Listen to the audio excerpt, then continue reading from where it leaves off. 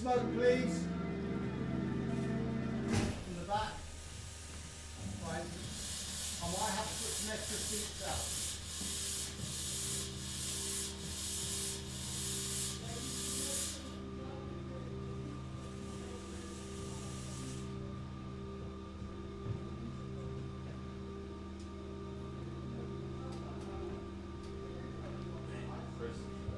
Yeah. It does come on, yeah. Inside, please. Fill up. If we can squeeze up, please, on every seat, that doesn't really help. We can go either way.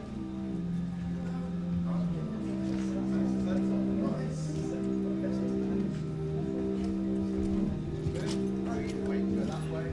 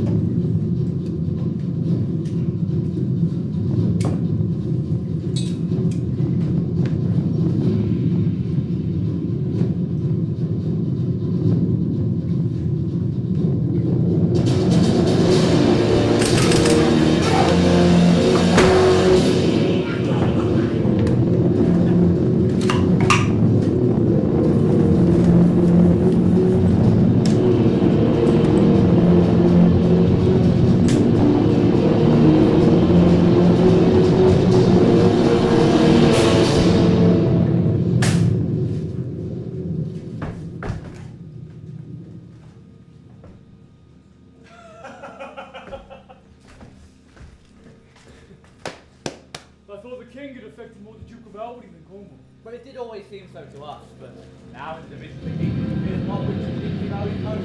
But it's not this your son, my lord. Well, his breeding, sir, has been at my charge. You know, I so often blushed to acknowledge it, but now I'm braced to it. I cannot conceive you. This young fellow's mother could. Whereupon she grew round-wombed and had, indeed, sir, a son for her cradle, a husband for her bed. Do you smell a fault? I cannot wish the fault undone. The issue of it being so proper. I have, sir, a son by order of law, some year elder than this, who yet is no dearer in my account. Though this knave came something saucily into the world before he was sent for. Yes, was his mother fair? There were good sport in his making, and the horse son must be acknowledged. Do you know this noble gentleman, Edmund? No, my lord. I, Lord of Kent. Remember him hereafter as my honourable friend. My services to your lordship. I must love you and soon to know you better. I shall study thee deservingly. He hath been out 9 years, and away he shall again. The king is coming.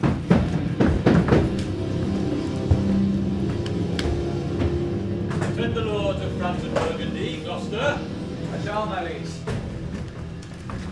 Meantime, we shall express our darker purpose. Give me the map. There.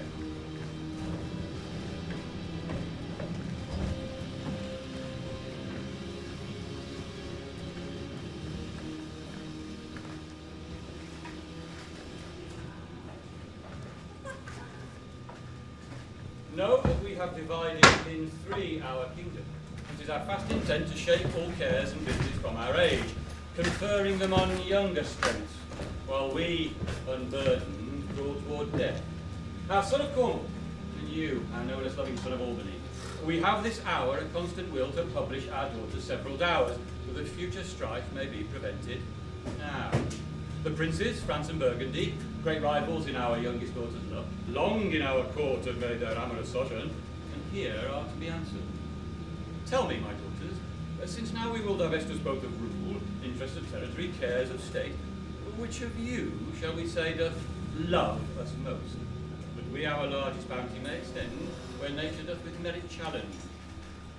Goneril, our eldest of all, speak first.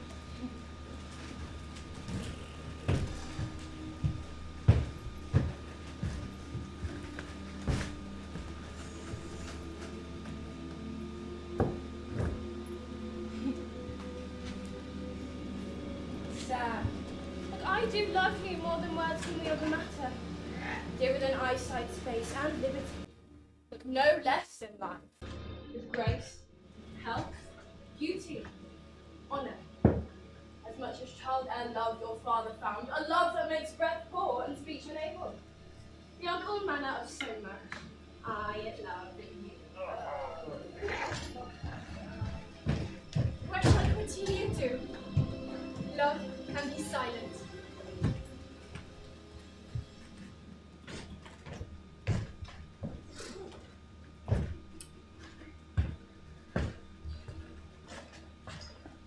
Of all these bounds, even from this line to this, with shadowy forests and with champaigns rich, with plenteous rivers and wide-skirted meads, we make thee, lady, to thine and Albany's issue, be this perpetual?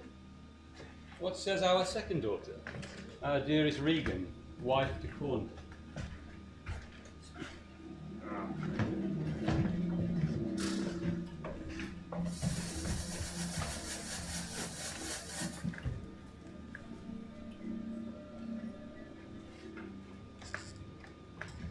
Sir, I am made of the self-same metal as my sister, who Christ me at her birth.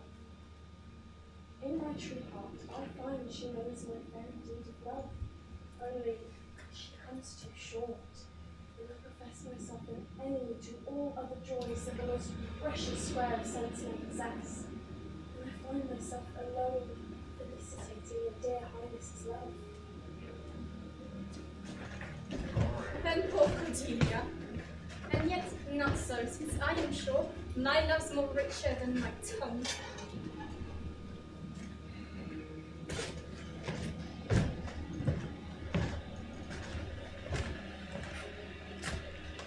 To this thee and thine, hereditary ever, remain this ample third of our fair kingdom, no less in space, validity, and pleasure than that conferred on Donovan. Now, our joy, although the last, not least, to whose young love the vines of France and milk of Burgundy strive to be interesting, what can you say to draw a third more opulent than your sisters? Speak.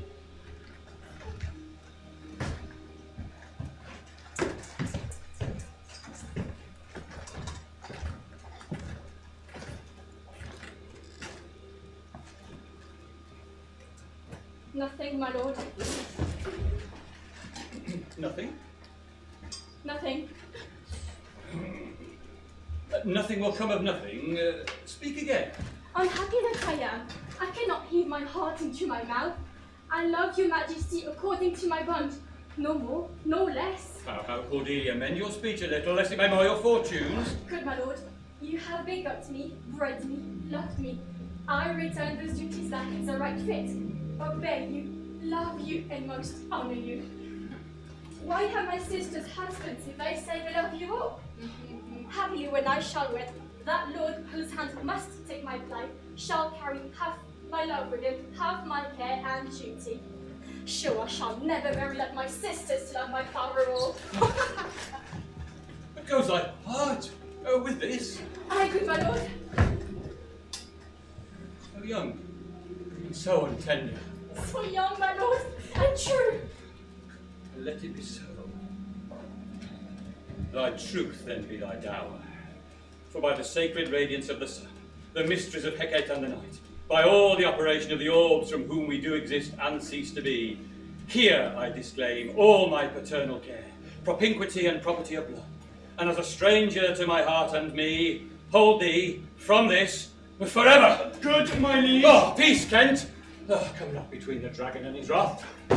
I loved her most, and thought to set my rest on her kind nursery, hence and avoid my sight.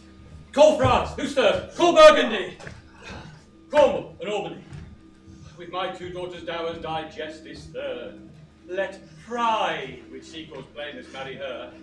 I do invest you jointly with my power, preeminence, and all the large effects that troop with majesty. Myself, by monthly course, with reservation of 100 knights, by you to be sustained, shall our abode make with you by due terms.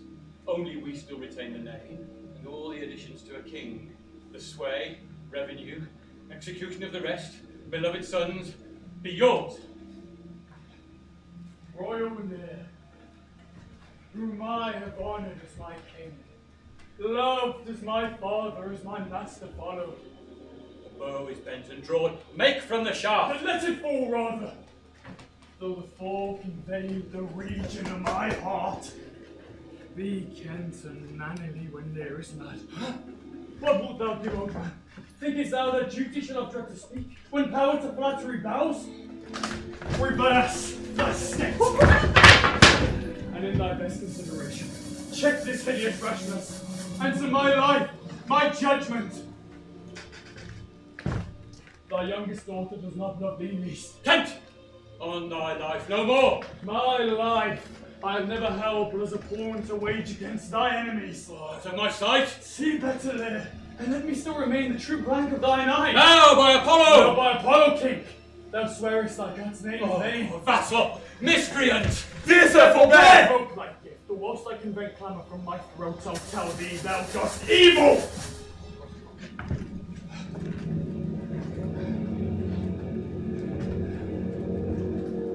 Hear me, recreant.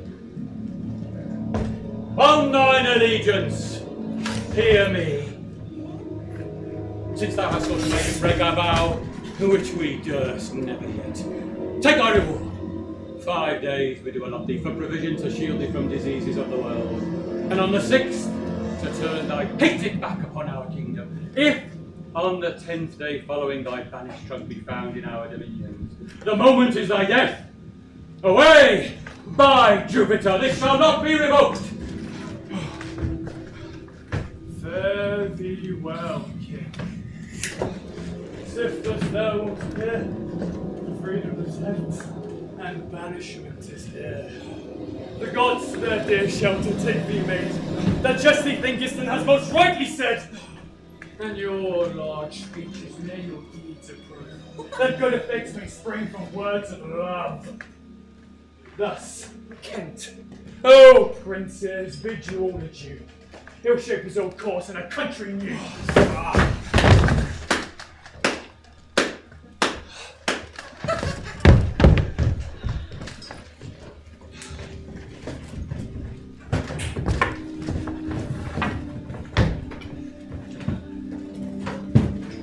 Here's Branson Burgundy, my noble lords.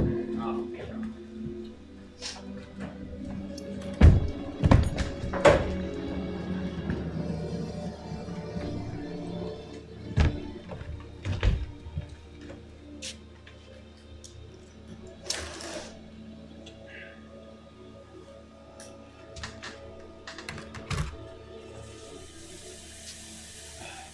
My lord of Burgundy, me first address towards you. What in the least will you require in present dower with her, or cease your quest of love? Most royal majesty, I crave no more than what your highness offering, nor will you tender less. Right, noble Burgundy. When she was dear to us, we did hold her so, but now her price is fallen. Sir, there she stands. She's there. She is yours. I know no answer. Will you, with those infirmities she owes, unfriended, new adopted to our hate, dowered with our curse and strangered with our oath, take her or leave her? Pardon me, royal sir. Elections were not made on such conditions. Then leave her, sir. By the power that made me, I tell you all her wealth.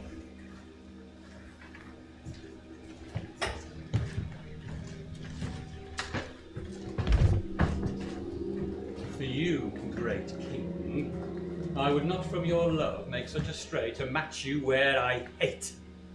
Therefore beseech you to avert your liking a more worthy way, than on a wretch whom nature is ashamed almost to acknowledge hers.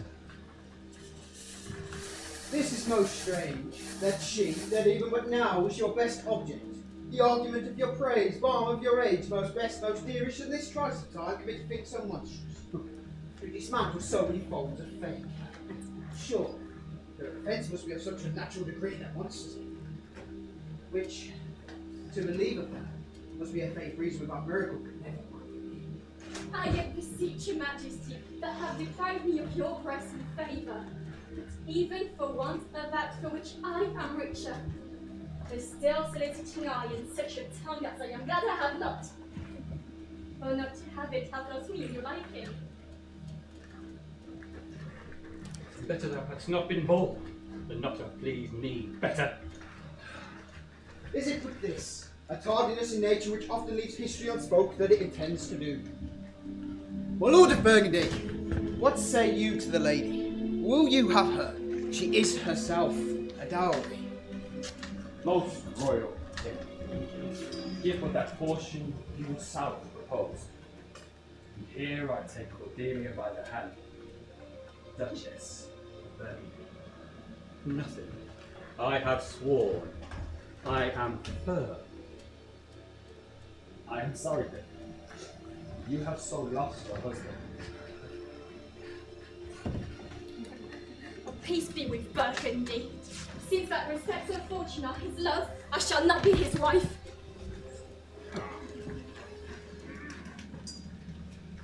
There is Cordelia. Thou art most rich, being poor, most choice forsaken, and most love despised. Thee and thy virtues here I seize upon. Be it lawful I take up and cast away. Gods, 'tis strange from their coldest neglect, my love should kindle to inflame respect. King, throne to my chance, is queen of us, and ours, and our fair France. Well, thou hast her, France. Let her be thine. For we have no such daughter, nor shall ever see that face of hers again. Therefore be gone, without our grace, our love, our benison. Come, noble Burgundy.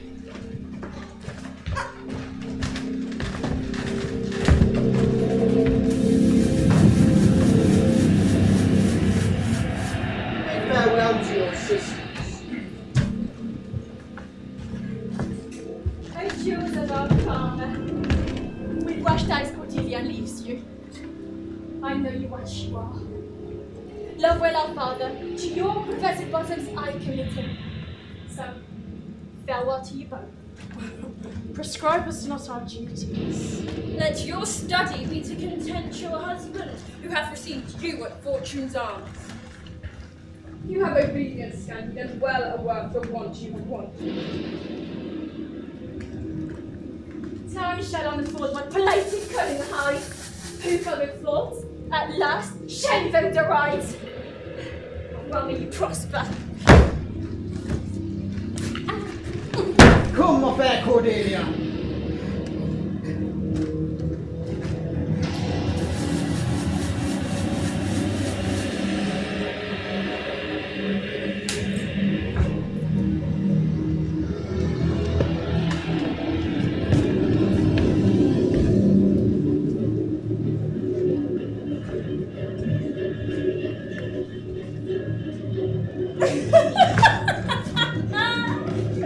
Oh, sister! There is not a little I have to say of what most nearly appertains us both. I think our father will hence tonight. That is most certain. And with you, next month, alas. You see how full of change his age is. He always loved our sister most, and with what poor judgment hath now cast her off. It appears too grossly. 'Tis the infirmity of his age. He hath ever but slenderly known himself. The best and soundest of his time were but rash. Then must we look to receive the unruly waywardness and choleric years bring with them. Such unconstant stars of love to have of him, as this of Kent's banishment. Pray you, let's hit together. If our father carry authority with such dispositions as he bears, his next surrender will but offend us.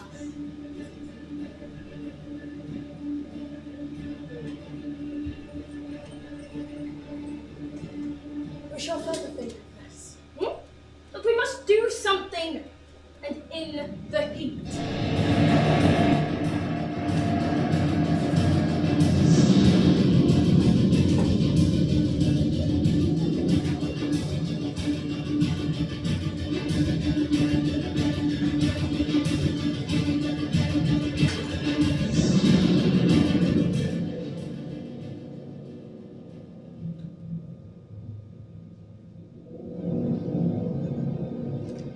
Thou nature art my goddess. To thy law my services are bound.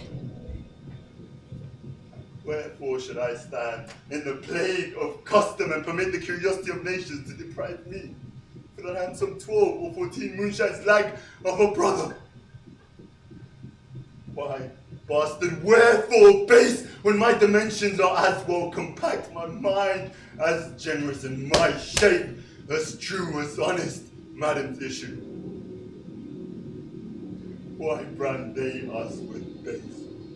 Oh, with baseness, bastardy base! Base.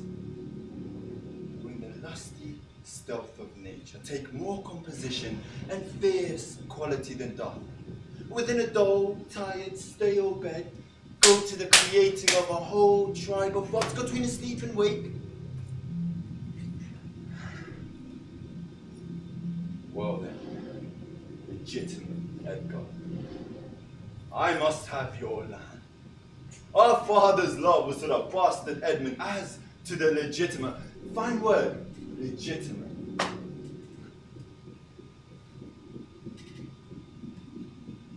This letter speeds, and my invention thrives. Edmund the base shall top the legitimate. I grow. I prosper. Now, gods, stand up for bastards! Kent banished love. And Francing Colaparty, the king gone tonight. This done upon the gas. Edmund, how now? What news? So please your lordship, none. I so earnestly seek you because of that letter. I know no news, my lord. What paper were you reading? Nothing, my lord. Nothing. What's needed then? That terrible dispatch of it into your pocket. The quality of nothing hath no such need to hide itself. Come, let's see. If it be nothing, I shall not need spectacles. I beseech you, sir, pardon me. It was a letter from my brother that I have not all overread, and for so much as I have perused, I find it not fit for your overlooking. Give me the letter, sir. I shall offend either to detain or give it. Let's see. Let's see. I hope for my brother's justification he wrote this but as an essay or taste of my virtue. This policy and reverence of age makes the world bitter to the best of our times. Keeps our fortunes from us till our oldness cannot relish them. I begin to find an idle and fond bondage in the oppression of age tyranny. Come to me, that of this I may speak more. If our father should sleep till I wake him, you should half his revenue forever and live the beloved of your brother Edgar. Sleep till I wake him, you should enjoy half his revenue. Conspiracy! My son Edgar, had he a hand to write this? A heart and brain to conceive it in? When came this news? Who brought it? It was not brought to me, my lord. There's the cunning of it. I found it thrown in the casement of my closet. You know this character to be your brother's? I would fain think it were not. It is his. It is his hand, my lord. But I hope his heart is not in the contents. Hath he never heretofore thanked you in this business? Oh, never, my lord. But I have oft heard him maintain it to be fit that sons at perfect age and fathers declining, the father should be as a ward to the son, and the son manage his revenue. Oh, villain! Villain! Very opinion in the letter. Detestable, brutish villain, worse than brutish. Go, Sirrah, apprehend him. I'll seek him out. Abominable villain. Where is he? I do not well know, my lord. If it shall please your lordship, suspend your indignation against my brother till you can derive from him a better testimony of his intent. You should run a certain course where if you violently proceed against him, mistaking his purpose, it would make a great gap in your own honor and shake in pieces the heart of his obedience. I dare pawn down my life that he hath wrote this to feel my affection to your honor and to no further pretense of danger. Think you so? If your honor judge it meet, I will place you where you shall hear us confer of this. It cannot be such a monster. Go, Edmund. Find him out. Wind me into him, and I pray you frame the business after your own wisdom. I will instate myself to be in a due resolution. I will seek him, sir, presently. Convey the business as I shall find means and acquaint you withal. These late eclipses of the sun and moon portend no good to us. Love cools, friendships fall off, brothers divide. In cities there's mutinies, in countries discord, in palaces treason, and the bonds crack between father and son. This villain of mine comes under the prediction. There is father against son. And the king falls from the bias of nature. There's father against child. We have seen the best of our times. Hollowness, machinations, treachery, and all ruinous disorders follow us disquietly to our graves. Seek out this villain, Edmund. Move carefully, I pray you, till we be out.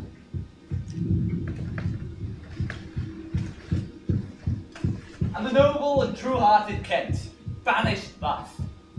His offence? Honesty. 'Tis strange.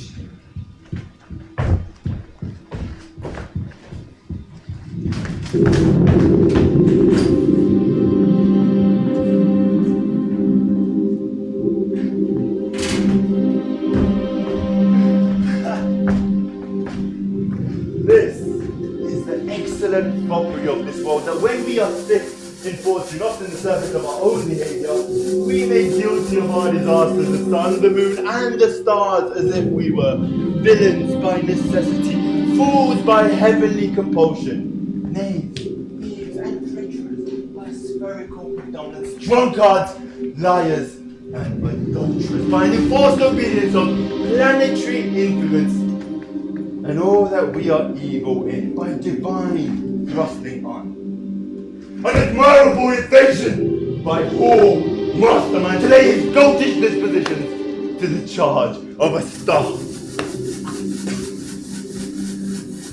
My father compounded with my mother under the dragon's tail. My nativity was under Ursa Major, so it follows that I am rough and lecherous. I should have been that I am, had the maidenly star in the firmament twinkled on my bastardizing. God! Oh, and Edgar. Huh? And back he comes, like the catastrophe of the old comedy. My cue is villainous melancholy, with a style like Tom of Bedlam. Oh, these eclipses too portend these divisions.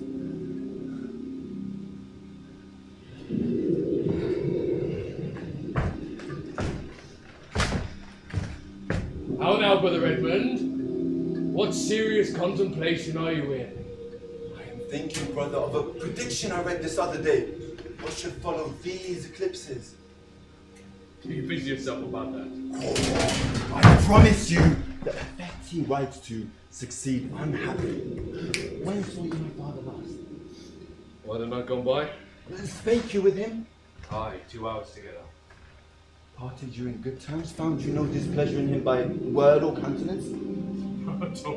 Bethinking yourself wherein you may have offended him, and at my entreaty forbear his presence till some little time hath qualified the heat of his displeasure, which at this instant so rages in him that the mischief of your person would scarcely allay. Some villain hath done me wrong. That is my fear. Return with me to my lodgings, from whence I will bring you fitly to hear my lord speak. Pray ye go. There's my key. Go armed. Armed, brother. I advise you to the best, brother. Armed. I am no honest man if there be good meaning towards you. I have told you what I have seen and heard, but faintly nothing like the image and horror of it. Pray you away! Shall I hear from you or not? I do serve you in this business.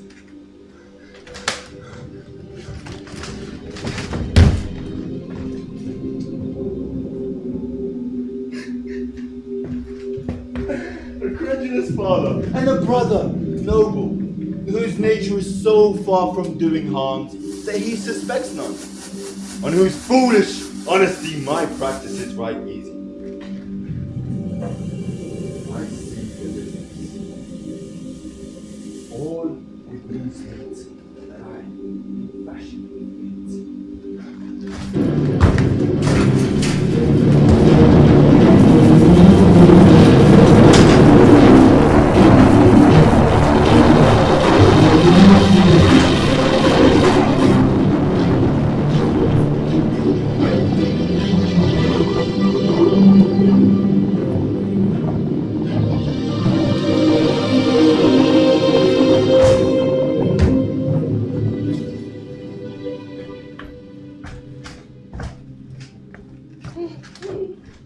Did my father strike at my gentleman for chiding of his fool?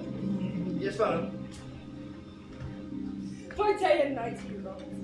Look, every hour he flashes into one gross crime rather than such as all the times. I'll not endure it. But his nights grow riotous and himself outrageous on every trifle. When you return to London, I will not speak. Say I am sick. If she comes back of former services, you shall do well. I'll default me down, I would say. He's coming, madam. I hear him.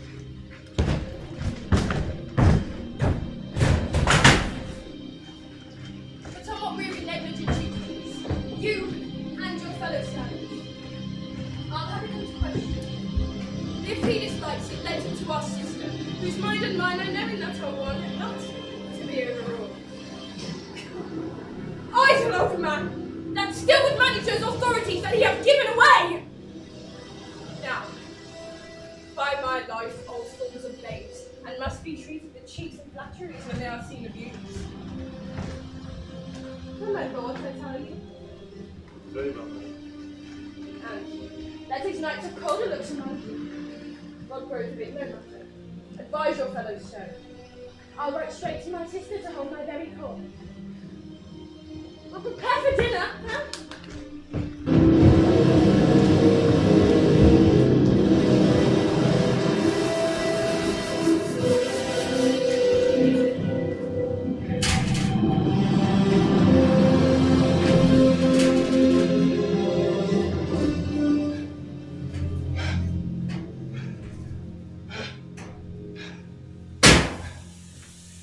If but as well, I other actions borrow, that can my speech diffuse.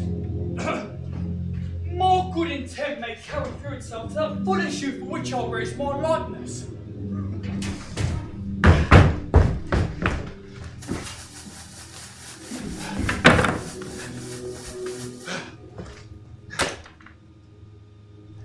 Now, banish Kent. If thou canst serve where thou dost stand condemned, so may it be, thy master, whom thou lovest, shall find thee full of labours. Yeah. Let me not spare you after dinner. Go, get it ready. Now. What art thou? A man, sure. There's no professor. What wouldst thou with us? I do profess to be no listener, see. To serve him truly, thou put me in trust. To love him, that is honest. To converse with him, that is wise. And says little to fear judgment. To fight when I cannot choose. And to eat no fish. What art thou? A very honest-hearted fellow. And as poor as the king. If thou be as poor for a subject as he is for a king, thou art poor enough. What wouldst thou? Service. Who wouldst thou serve? You.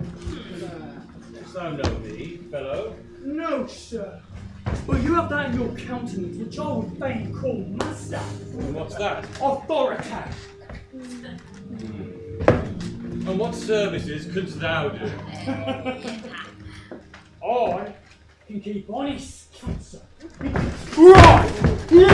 Tomorrow curious tale in tongue, and deliver a plain message shortly. That which ordinary men are capable of, I am qualified. And the best of me is my diligence.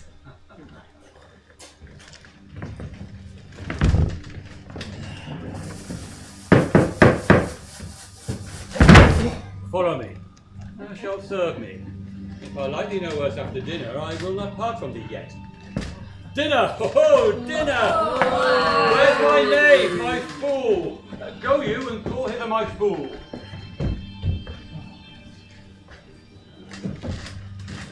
You, sir. Where's my daughter? So please you. What says the fellow there? Call the clock hole back. Where's my fool, ho? The world's asleep. Now. Where's that mongrel? He says, my lord, your daughter is not well. Oh, why came not to say back to me when I called him? Sir, he answered me in the roundest manner. He would not. He would not. Sir, I know no what the matter is, but to my judgment, your highness is not entertained with that ceremonious affection as you were once. Well, says thou so. I beseech you, pardon me, my lord, if I be mistaken, for my duty cannot be silent when I think your highness wrong. Thou rememberest me of mine own conception. I have perceived a most faint neglect of late, which I will look further into. But where's my fool? I have not seen him these 2 days.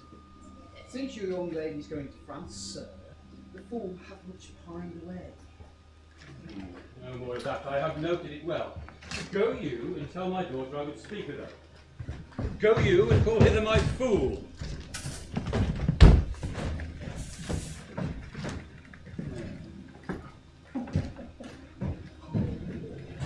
You, sir. Oh, you here, sir.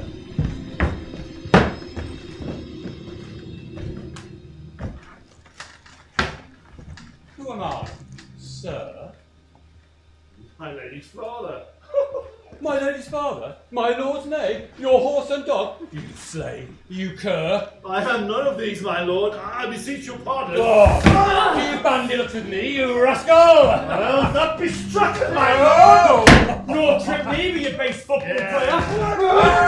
Oh! Ah, thank thee, fellow, thou servest me and I love thee. Come, sir, arise! Away! I'll teach you differences! Away! Ah, now my friendly knave. I thank thee, and there's earnest of thy service.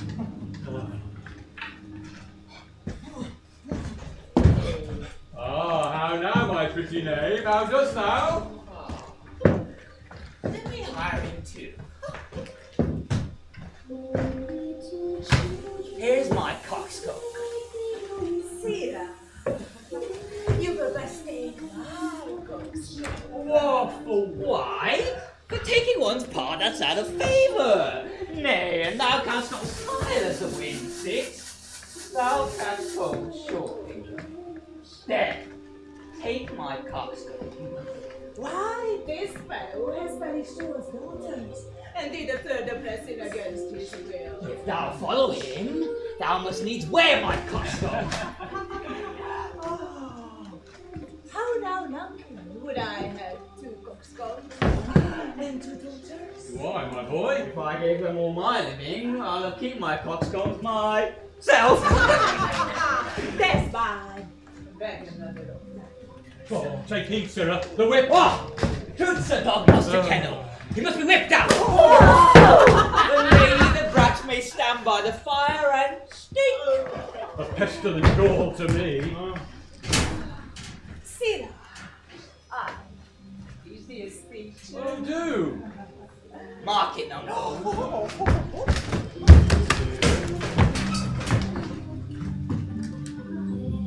Have more than thou showest. Speak less than thou knowest. Learn less than thou wast, write more than thou goest. Learn more than thou throwest. Say less than thou throwest. Leave thy drink and thy whore, and keep in the door. And thou shalt have more than 2 tens to a score. Oh, this is nothing, fool! Oh, then this, like the breath of an unfree lawyer, you give me nothing for your And you make no use of nothing, uncle. Oh, I know, boy. Nothing can be made out of nothing. Pretty, tell him so much the rent of his rent comes to. You will not believe. Yeah, bitter fool. Dost thou know the difference, my boy, between a bitter fool and a sweet fool? No, lad, teach me. Give me an egg, and I give you 2 crowns. What 2 crowns shall they be? Why, after I've cut the egg in the middle and eat up the meat, the 2 crowns of the egg. Thou, close thy crown in the middle, and give us both ways a pie. So now, thou, carry your ass on thy back over the dirt. Thou hast little wit in thy bold crown, when thou gavest thy golden one away. If I speak like myself in this, let him be beset Oh, fools and there are less wit in a year. for wise men are so bookish. They not know how their wits to wear. The manners are so. When were you want to be so for a song, sirrah? I have used it, uncle, ever since thou madest thy daughter thy mother. Oh, and thou gavest them the rod. Thou puttest down thine own breeches. Ah, and they for sudden joy did weep. And I for sorrow song. That such a king should play Bo Peep. I go the fools among. Prithee, uncle, keep a schoolmaster that can teach thy daughter alive. I would fain learn. And you lie, sir. We'll have you whipped. I marvel what kin thou and thy daughters are. They have me whipped for speaking the truth. Thou have me whipped for lying. And sometimes I am whipped for holding my peace. I'd rather be any kind of thing than a fool. And yet, I would not be evil. Thou hast spared thy whip on both sides and left nothing in the middle. Oh, here comes one of the parents. And now, daughter, what makes that funny tongue? Methinks you are too much allayed to the frown. Thou wast a pretty fellow, and thou hast no need to care for her. Now thou art an old without a figure. I am better than thou art now. I am a fool. Thou art nothing. Yes, forsooth. I hold my tongue, so your face makes me more Oh, Mum, he that keeps no cross no crumb, wary of all, shall want some. That's the shield is good. Not only, sir, this, your all-licensed fool, but other of your insolent friends do hourly come and quarrel, breaking forth in rank and not to be enjoyed by it. Sir, I had thought making this known unto you to have found a safe address, but now grow fearful by what yourself too late have spoke and done, that you protect this cause and put it on by your allowance, which, if you should, the fault would not escape censure, nor the redress slip. Oh, for trout, uncle, the head sparrow fed the cuckoo so long that it had it habit of by it young. So out went the candle, and we were left dark. Are you our daughter? Come, sir, I would you would make use of this good wisdom whereof I know you are taught, and put away these dispositions that of late transform you from what you rightly are. Meaner than us know, when the gods rose the horse. Jug, I love thee. If any here knows Lear. This is not Lear. The Lear walker, speakless. Where are his eyes? Who is it that can tell me who I am? Lear's shadow. Your name, fair gentleman. This admiration, sir, is much of the saviour of other your new pranks.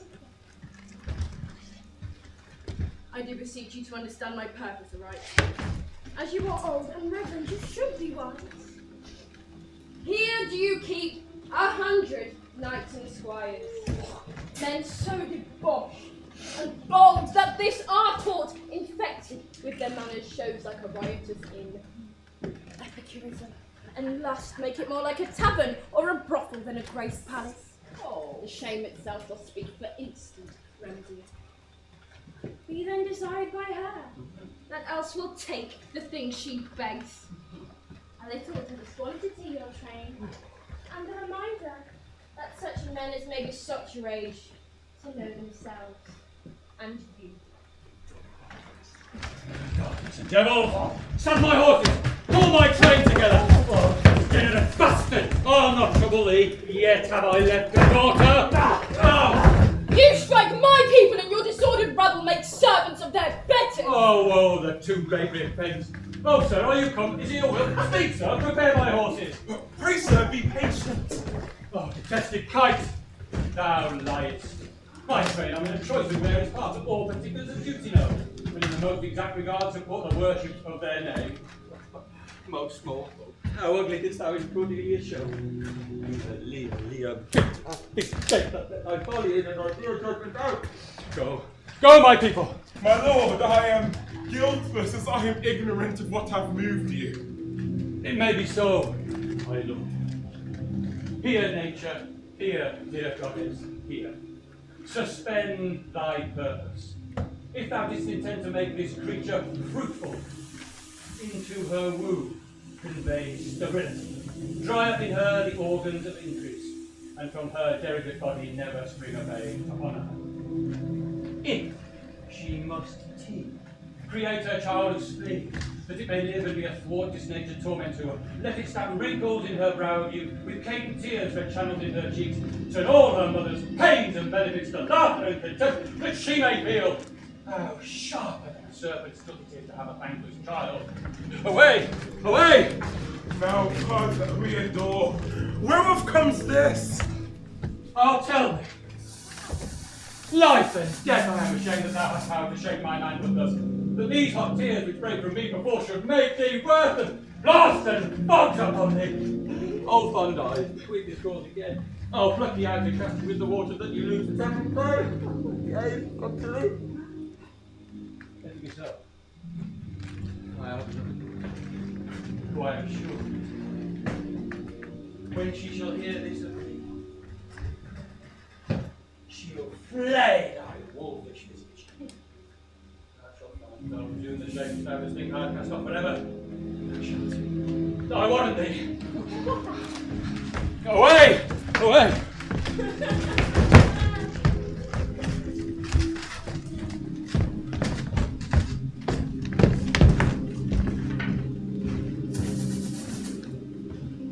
Do you mark that, my lord? I cannot be so partial, Goneril. To the great love I bear you. Pray are you content? What, Oswald Poe?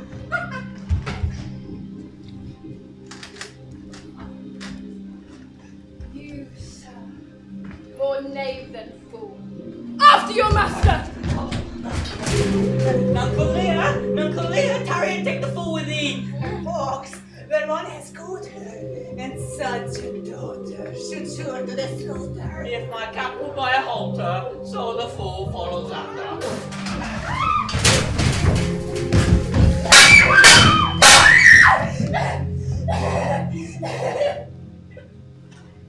This man hath had good counsel. 100 knights. It is politic and safe to let them keep up weight. 100 knights, yes, that. And every dream, each fancy, each bud's complaint, dislike, he may guide his motives with their powers and hold our lives in mercy.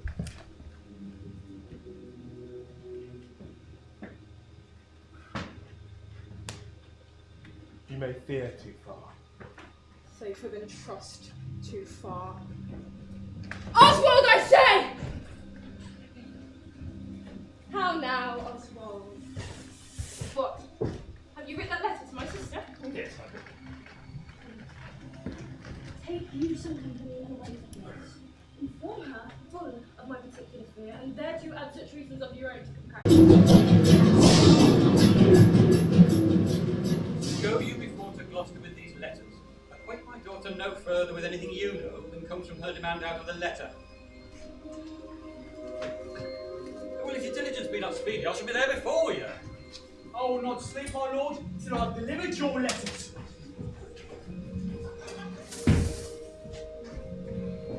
If a man's brains were in heels, what not in danger of kikes? Aye, boy. Then I prithee, be merry, thy wit, and never go slipshod. Ha ha ha. Shall see thy other daughter will use thee kindly. Cheeks as like this, as the crabs like an Yet I can tell what I can tell. She will taste as like this, as a crab does to the crab. Thou canst tell why one's nose sends the middle on face, so. Why to keep one's eyes of either side nose? That what a man cannot smell out, he may spy into. Canst thou how an oyster makes his shell? No. Nor I neither, but I can tell why a snail has a house. Why? Oh, why? To put his head in, not to give it away to his daughters, and leave his horn without a case. I shall forget my nature. So kind of father. Be my horses ready. Thy asses are gone about her. The reason why the 7 stars are no more than 7 is a pretty reason. Because they're not 8. Ah, yes, indeed. Thou wouldst make a good fool. Monster ingratitude. If thou wast my fool, uncle, I'd have thee beaten for being old before thy time. How's that? Thou shouldst have been old, while thou hast been wise. Oh, let me not be mad. Not now. Sweet heaven, keep me in temper. I will not be mad. How now? Are the horses ready? Ah. Ready, my lord. Come, boy. Ah, she that's a maid now and laughs at my departure. Ah, shall not be a maid long unless things be cut shorter.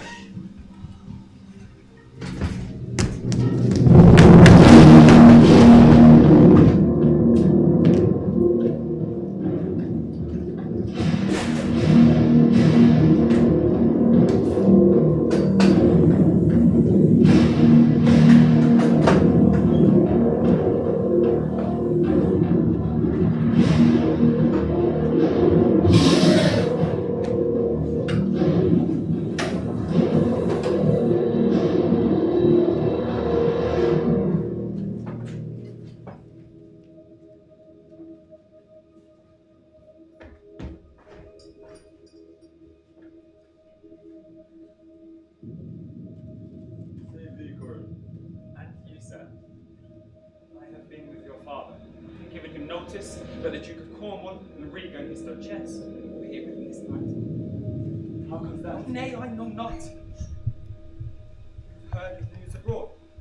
I mean the whispered ones. For there yet could ear kissing arguments. Not, I pray you, what are they? Have you heard of no likely wars towards twixt the two Dukes of Cornwall in Albany? Not a word. You may do in time, sir. Fare you well.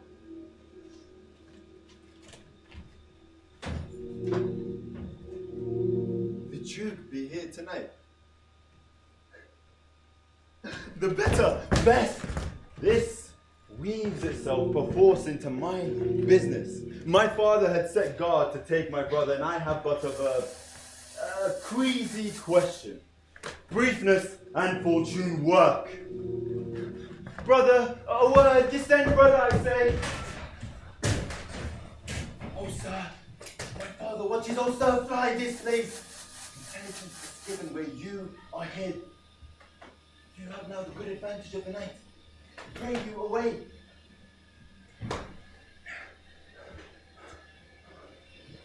Have you not spoken against the Duke of Cornwall? He's coming hither, now. Sure, it's not a word. I hear my father coming. Pardon me. In cunning, I must draw my sword upon you. Draw! Seem to defend yourself now. Wait you well. Die! Oh! Here! You! Come before my father! So fly, brother. Fly! Charge it! Farewell.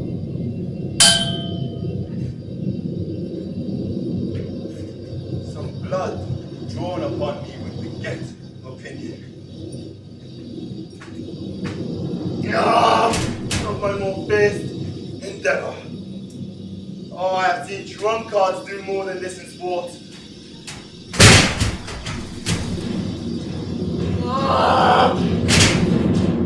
Father!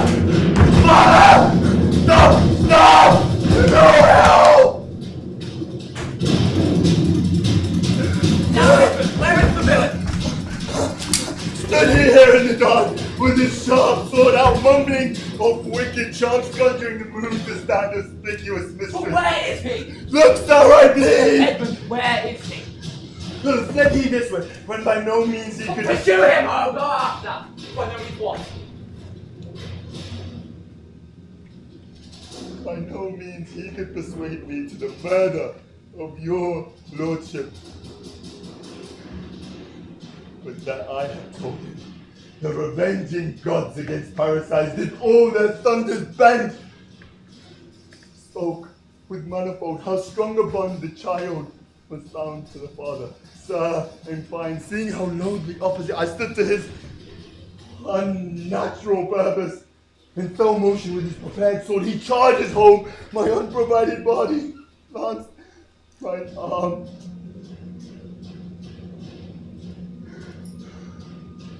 But when he saw my best spirits, bold in quarrels, right, roused to the encounter, or when casted by the noise I made full suddenly, he fled. We'll let him fly far. Not in this land would he remain unborn.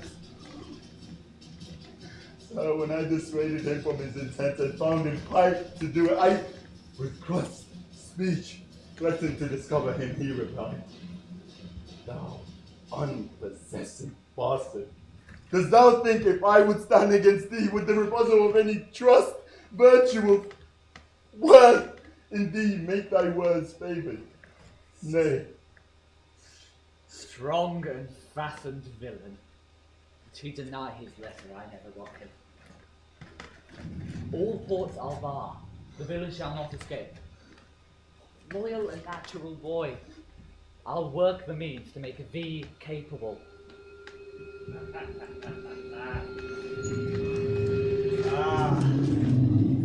Now, my noble friend, since I come hither with Chaplain Corbett now, I've heard strange news.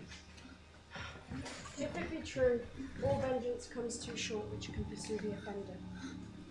How dost, my lord? My old heart is cracked. Is cracked. What?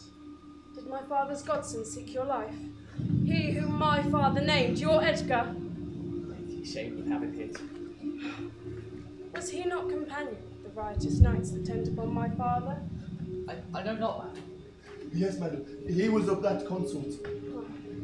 No marvel then, though he were ill affected. I have this present evening from my sister been well informed of them, and with such comforts that if they come to sojourn at my house, I'll not be there. Nor I assure thee, Regan. Edmund! Did you show your father childlike office? 'Twas my duty, sir. He did berate his practice, and received intelligence in striving to apprehend him.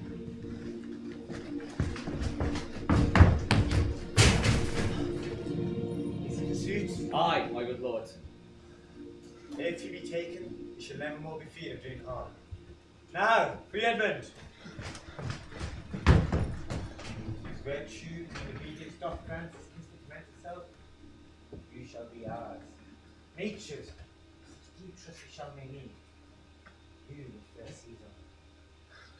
I shall study thee, and truly, however else. For him I thank your grace.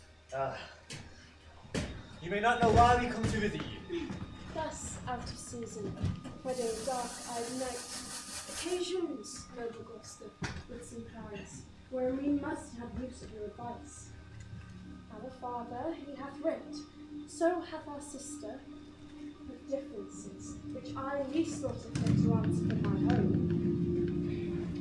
And a good old friend, lay comforts to your bosom and bestow your needful counsel to our business, which calls the instant use. I serve you, madam. Your graces are right welcome.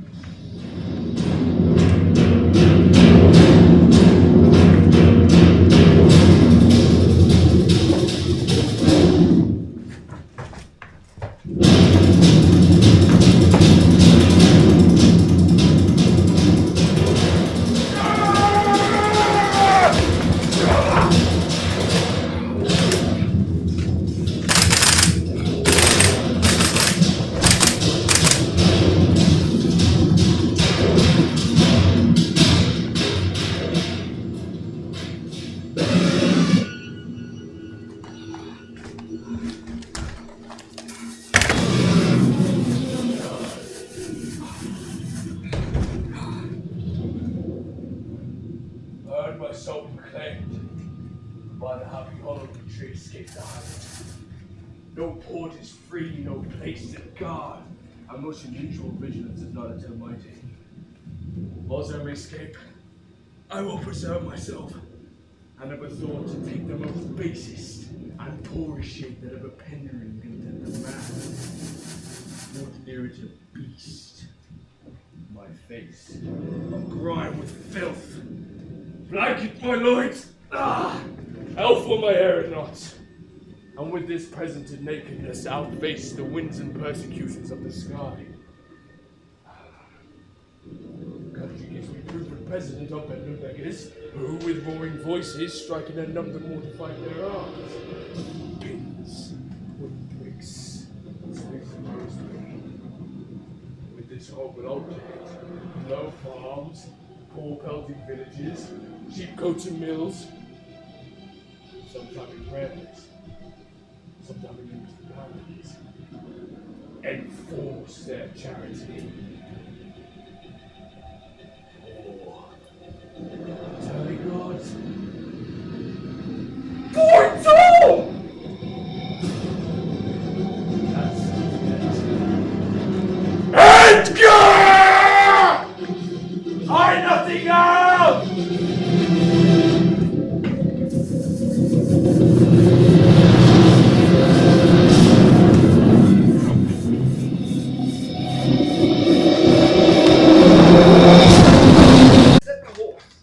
In the mire.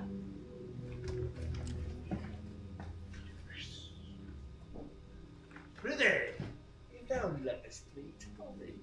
I love thee not. Why then I care not for thee.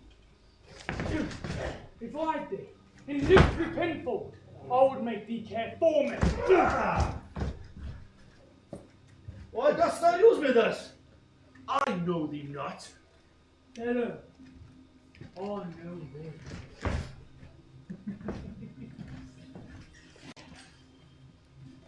What dost thou know me for? And then, oh rascal, I need for a broken wrist. A base, proud, beggarly, 3 suits of £100 built for your stuffing me. A lily-livered action-taking leg. A wholesome, glass-gazing, super-serviceable pinnacle rogue. A one-trunk inheriting slave. One that wouldn't be a boarding way of good service. And hard nothing but the composition of a knave, beggar, coward, and the son and heir of a mongrel bitch. One whom all be is a clamorous warning. If thou deniest the least syllable of thy addition. Why, what a monstrous fellow art thou! Thus to rail on one that neither knows thee nor knows of thee! What a brazen face warrior art thou to deny thou knowest me? Is it only 2 days ago since I topped our heels and beat thee before the king? Draw, you rogue. You awesome coddy-only bob among the draw! No way! I'll have nothing to do with thee! Draw, you rascal. You come with letters against the king? Draw, you rogue, or else I'll carve an head of your shanks. Draw, you rascal. Come your ways!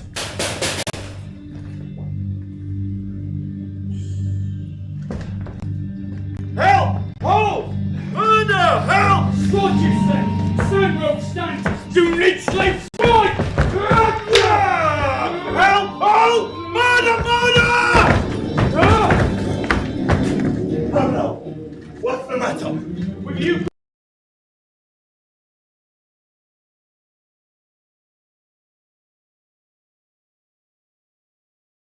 What is the matter here? Keep peace upon your lives. He dies that strikes again. What is the matter? The messengers from our sister and the king. What's your defense? Speak! I am scarce in breath, my lord. No more. Whoso bestowed your valor. Speak yet. Have you a quarrel? This ancient ruffian, sir, whose life I have spared at suit of his grey beard. Thou awesome yet. Thou unnecessary letter. My lord, if you will give me leave, I will tread this unbolted villain into mortar and dub the wall of a jack to him. Spare my brave deeds, you won't tell! Peace, sirrah. You beastly knave. No, you no reverence! Yes, sir, but anger have a privilege. Why art thou angry? That such a slave as this should wear a sword, who wears no honesty.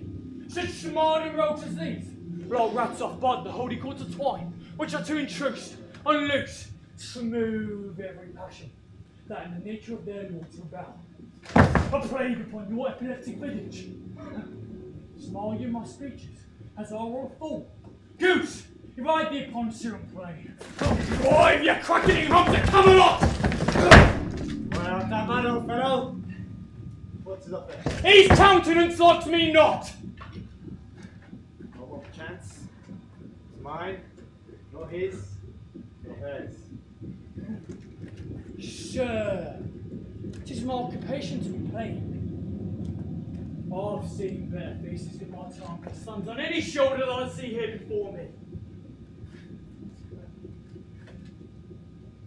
This some fellow, who having been praised for bluntness, doth affect a saucy roughness. Constrains the globe quite from his nature. He cannot flatter, keen on his mind, and vain. He must speak truth! Sir, in good sooth, in sincere verity, under the allowance of your great aspect, whose influence like a reap from radiant fire on flickering Phoebus' front, What meanest by this? to go on my dialect, which you discommand so much. I know, sir, I'm no flatterer. What was the offence you gave him? I never gave him any. It pleased the king, his master, very late to strike at me upon his misconstructions, when he, conjunct and flattering in his displeasure, tripped me behind. Got praises from the king, tricked me again! Fetch forth the stocks. You stubborn ancient knave. You reverend brother will teach you! Sir, I'm too old to learn. Call not your stops for me. I serve the king. Fetch forth the stocks. Our life and our act. There shall he sit till noon! Till noon, my lord. Till night, and all night too. Why, madam, if I were your father's dog, you should not use me so.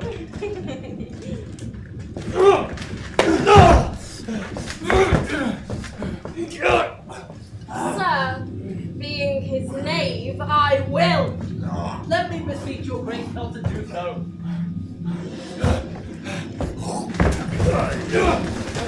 His fault is much, and the king, his master, will check him for it. But your proposed low correction is such a basis and condemns his wretches for common trespass and pilfering such charged with. The king will take deal, but he is so slightly valued you should have his messenger thus restrained. I'll answer that.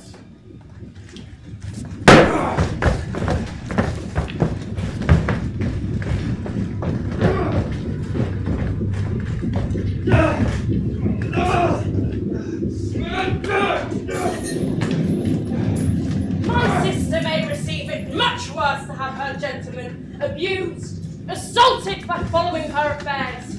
Put in his legs.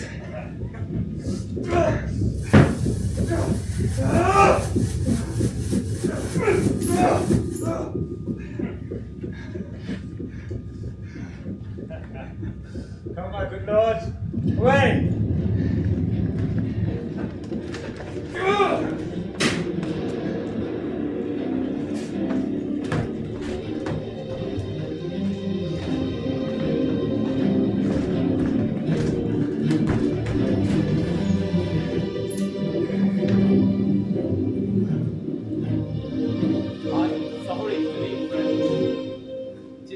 Pleasure, whose disposition all the world well knows will not be stopped nor right. I'll entreat for thee. Pray, do not, sir. I've watched the troubled eye. Sometimes should I sleep out, the rest I'll whistle. The Duke's to blame in all this. 'Twill be ill taken.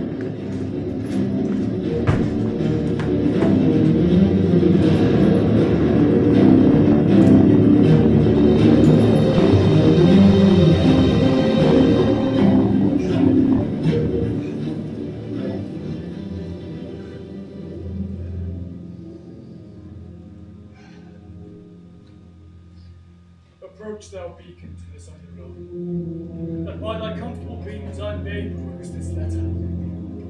This Cordelia, who hath most fortunately been informed of my obscure course, and shall find time to give losses their remedies. Fortune, good night. Smile once more. Turn thy wheel.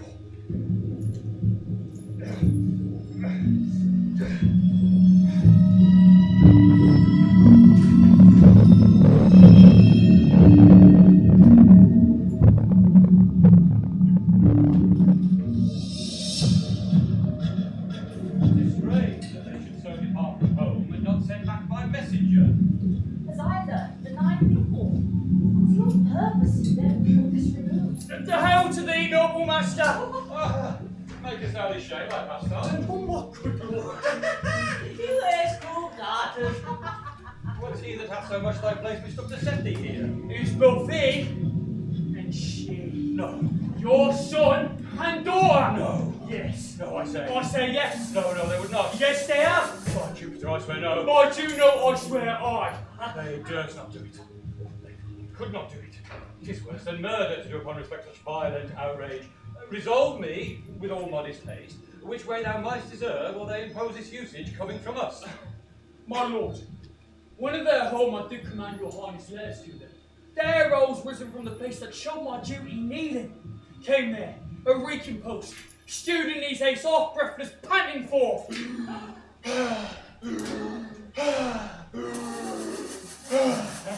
From Bonnery, age mistress, salutations. being the very fellow that have made display so saucily against your highness. Having more man than wit about me, dread. Your son and daughter found this trespass worth the shame which here it suffers. Uh-oh. Winter's not come yet. If the wild winds fly that way. Where is this daughter? Your daughter is with the earl within.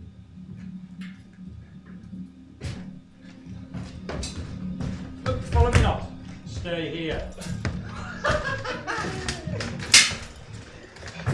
How chance the king comes with so small a train? That's been said in the stocks for that question. Oh, thou hast well deserved it. Ah! Forward! Oh, why? Oh, and it's funny with their noses. I led by their eyes, but blind man. Well, there's not a nose among 20, but can smell it as stinking. Let go thy horse, when a great wheel runs down a hill. Unless it break thy neck with following it. But the great one that goes up the hill, let him throw thee off. When a wise man gives thee better counsel, Give me mine again. or the number knaves follow it since a fool gives it. Oh, that's it. It serves and seeks for gain. Follows but for form. Oh, we're back when it begins to rain. Leave thee in the storm. But I will steady. The fool will stay. And let the wise man fly. The knave turns fool and runs away. Oh, the fool, no knave, per die. Where learn you this fool? Not in the stocks, fool. Denied to speak with me? They are sick, they are weary, they have travelled all the night. Fetch me a bit, sir. My dear lord, you know the fiery quality of the Duke. How fixed and unremoving he is in his own court. Vengeance, plague, death, confusion, fiery. What quality? Why, Gloucester. I'll speak with the Duke of Cornwall and his Well, wife. my lord, I've informed them so. Does thou understand me? Aye, sir. The king would speak with Cornwall. The dear father would with his daughter speak. Commands her service. Are they informed of this? Oh, my breath of blood. Fiery? The fiery Duke? Tell the hot Duke. No, but not yet. Maybe he is not well. The infirmity does still neglect all I spread to our health found. I'll forbear. Death on my stake! Wherefore should he sit here? Give me my servant forth! Go, tell the Duke and wife I'll speak with them now, presently. Bid them come forth and hear me, or at their chamber door I'll beat the drum till it cries sleep to death. I would have all well between you, my lord. Oh me, my heart, my rising heart, down. Cry to his thunder as the cock did into the ears, and she put them in the face to life. She knocked him all the coxcombs with a stick and cried, "Down, Watkins, down!"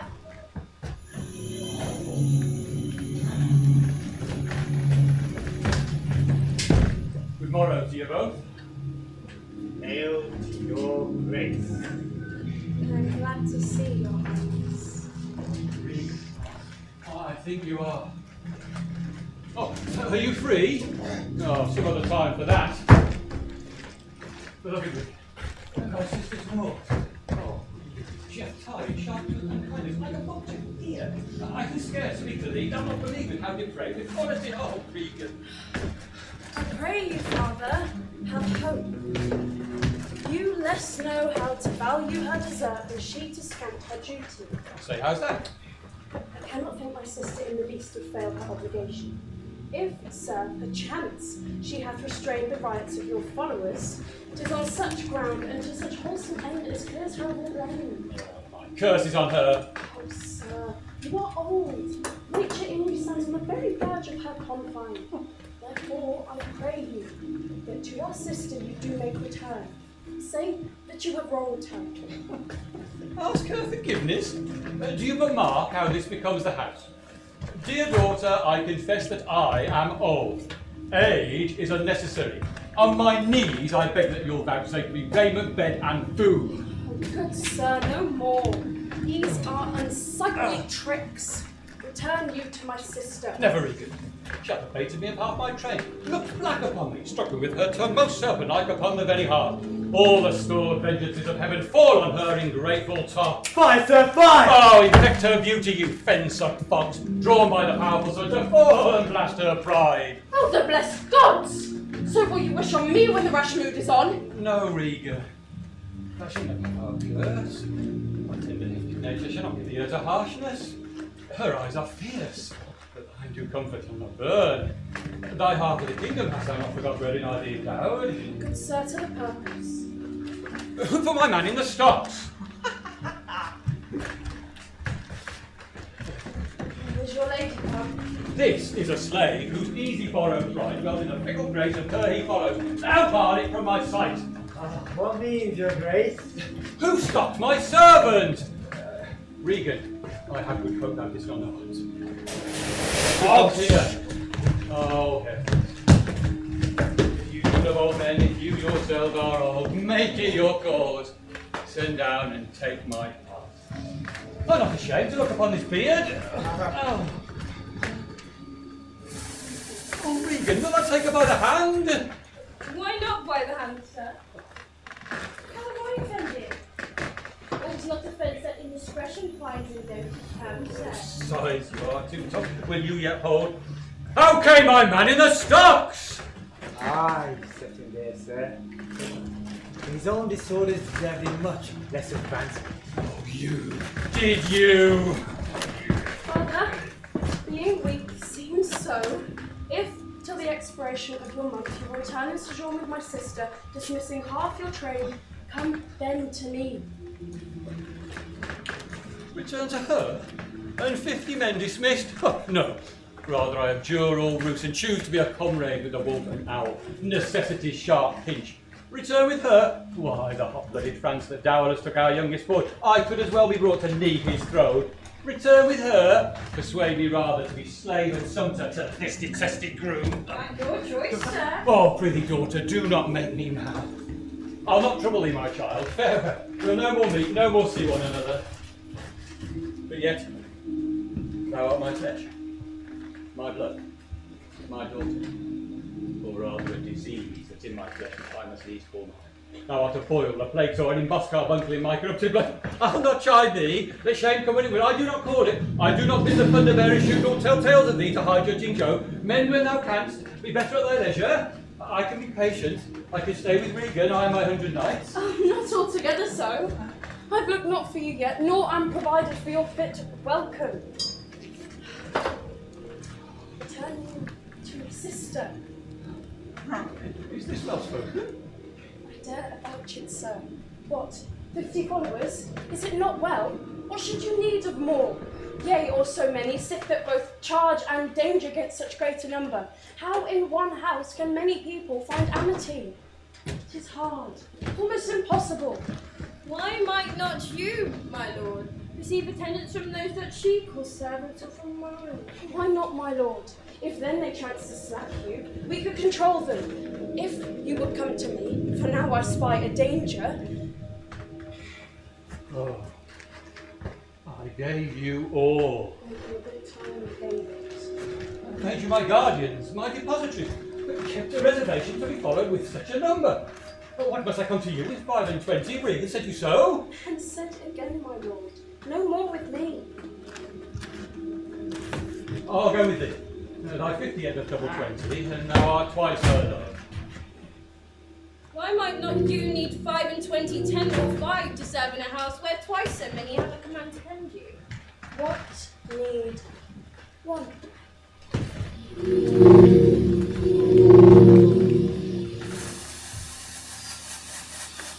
Oh, reason, not the need. Our basic beggars are in the poorest things superfluous. Allow not nature more than nature needs. Man's life's as cheap as beasts.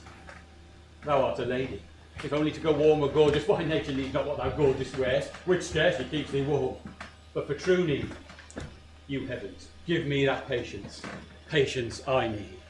You see me here, you gods, a poor old man, as full of grief as age, wretched in both. If it be you that stir these daughters' hearts against their father, fool me not so much to bear it tamely.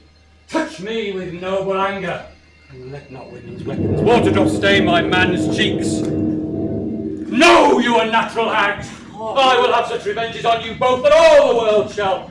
I will do such things. What they are yet, I have no doubt. But they will be the terrors of the earth. You think I'll weep? No, I'll not weep. I have full cause of weeping, but this heart shall break into 100,000 flaws, or ere I'll weep. Oh, fool! I shall go mad.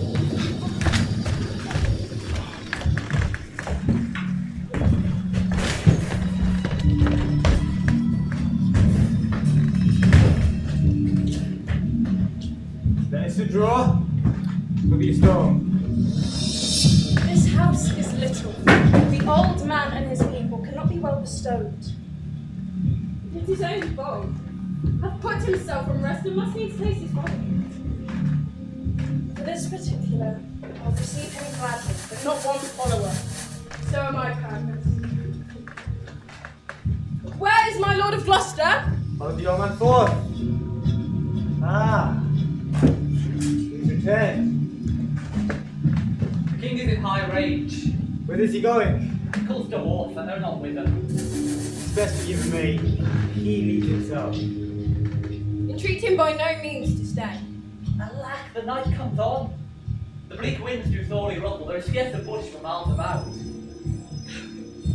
Good sir, to wilful men, the injuries that they themselves procure must be that of their schoolmasters. Shut up your doors. He is followed by a desperate train, and with what they will incense him to do, him being apt to have his ear abused, wisdom bids fear. Shut the doors, my lord. Survive the night. Command up. Command store.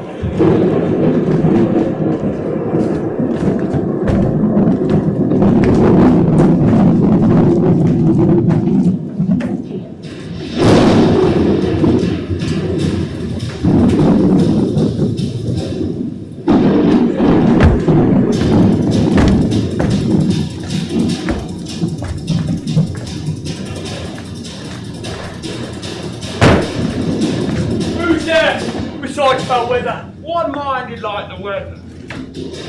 Most unquiet.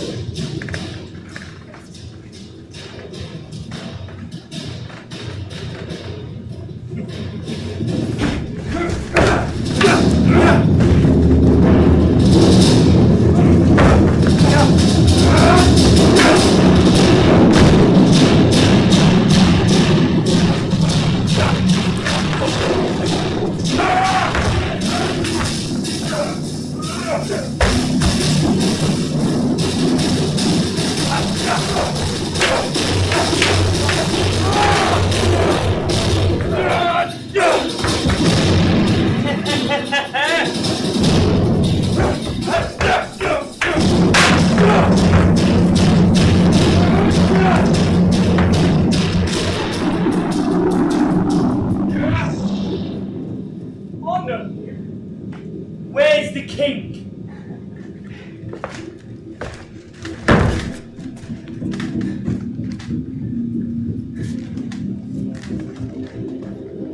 Contend with the fretful elements, bids the winds blow the earth into the sea, swell the clear-led water above the main, that things might change or cease. Tears at his white hair, which the impetus blasts, with eyeless rage catching their fury, and make nothing go. Strives in his little world of man to outswarm the to and fro conflicting wind and rain. Wherein this night the cook will barely catch the belly and the beach, and wolf keep their bird high, unbonneted he runs. But who is with him? None but the fool, who labours to outjust his heart-struck injuries. Sir, I do know you, and thereupon the warrant might know command a dear thing to you. From France there comes a power into this scat kingdom, who already was an armed negligence, have secret fleets of our best ports, and are a point to show their open banner. Now to you, if I'm not ready to build so far to make this thing to build, you shall find some that will thank you. making just report of how unnatural and demanding sorrow the king hath caused to plain. I shall talk further with you. Pray do not, sir, for confirmation that I am much more than my uncle. Open this purse and take what it contains. If you shall see Cordelia, fear not what you shall. Show her this ring, and she will tell you what there is. Not yet. You do not know.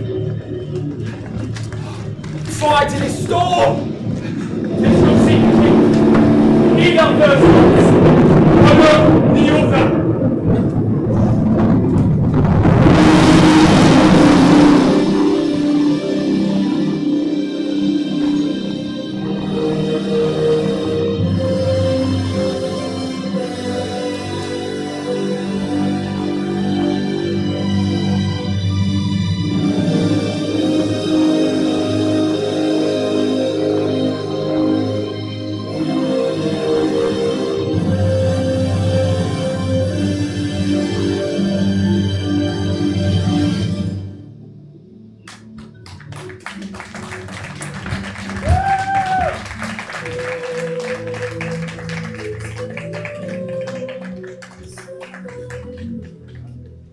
That will be a short interval of 15 minutes will allow you to clear the space so you can have the chamber etc.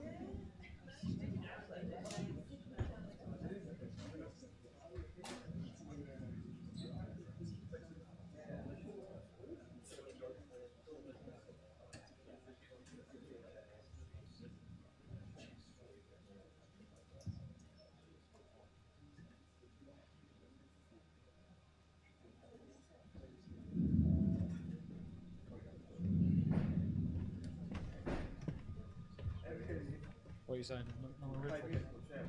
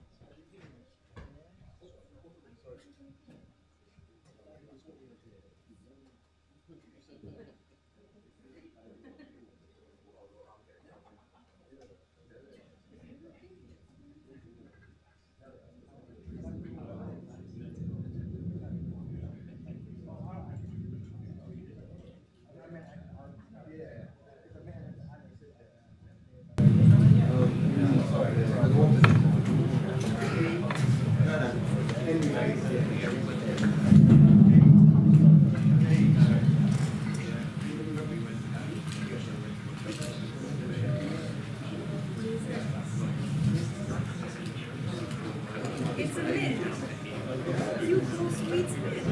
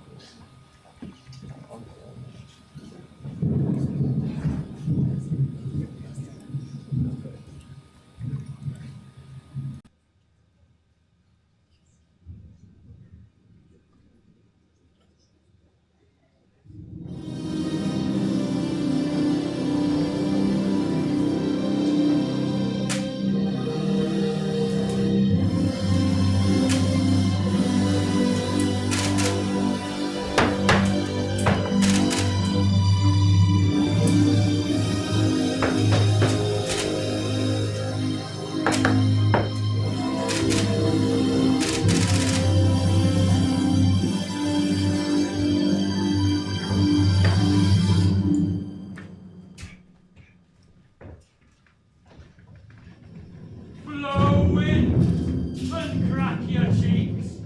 Rage, blow you cataracts and hurricanes. Spout till you have drenched our steeples. Drown the cocks, you sulphurous and thought executing fires. Vaunt couriers to oak-leaving thunderbolts. Singe my white head. And our all-shaking thunder strike flat the thick rotundity of the world. Crack nature's moulds. All Germans spill at once the fainting grateful man. Oh, Nuncle. Cool holy water in a dry house is better than this rainwater out the door. Oh, good uncle. Here are the daughter's blessing. He is a knight. It is neither wise man nor Rumble thy bellyful. Spit fire, spout rain. Nor rain, wind, thunder, fire are my daughters. I attack not you, you elements of unkindness. I never gave you kingdom, called you children. You owe me no subscription. Then let fall your horrible pleasure. Here I stand, your slave. A poor, infirm, weak, and despised old man. But yet I call you servile ministers. That will with two pernicious daughters join your high-engendered battles against a head so old and white as this. Ho ho! 'Tis foul! He that has a house to put head in has a good headpiece. the good beast that will house before the head has any. The head and he shall louse, so beggars marry many. The man that makes his toll, what he his heart should make, shall have a cold cry woe, and turn his sleep to wake. For there was never yet fair woman, but she made mouth in the clouds. No! I will be the pattern of all nations. I will say nothing.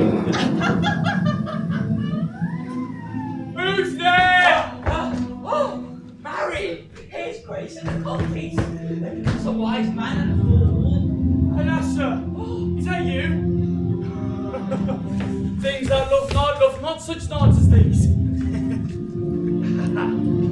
Since I was man, such sheets of fire, such bursts of horrid thunder, such groans of roaring wind and rain, I never remember to have heard. Man's nature cannot carry the affliction nor the fear.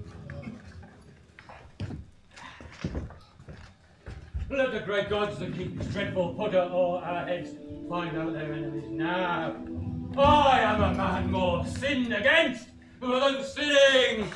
Gracious my lord, our body is a home. Some friendship showed them to the tempest repose you there. Oh, my wits begin to turn.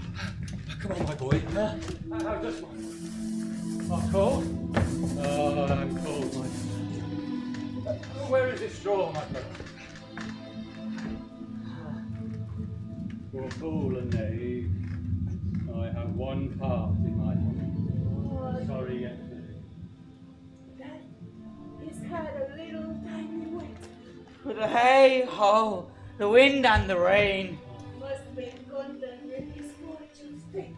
For the rain it raineth every day. Oh, true, my boy. Come, bring us to this bubble.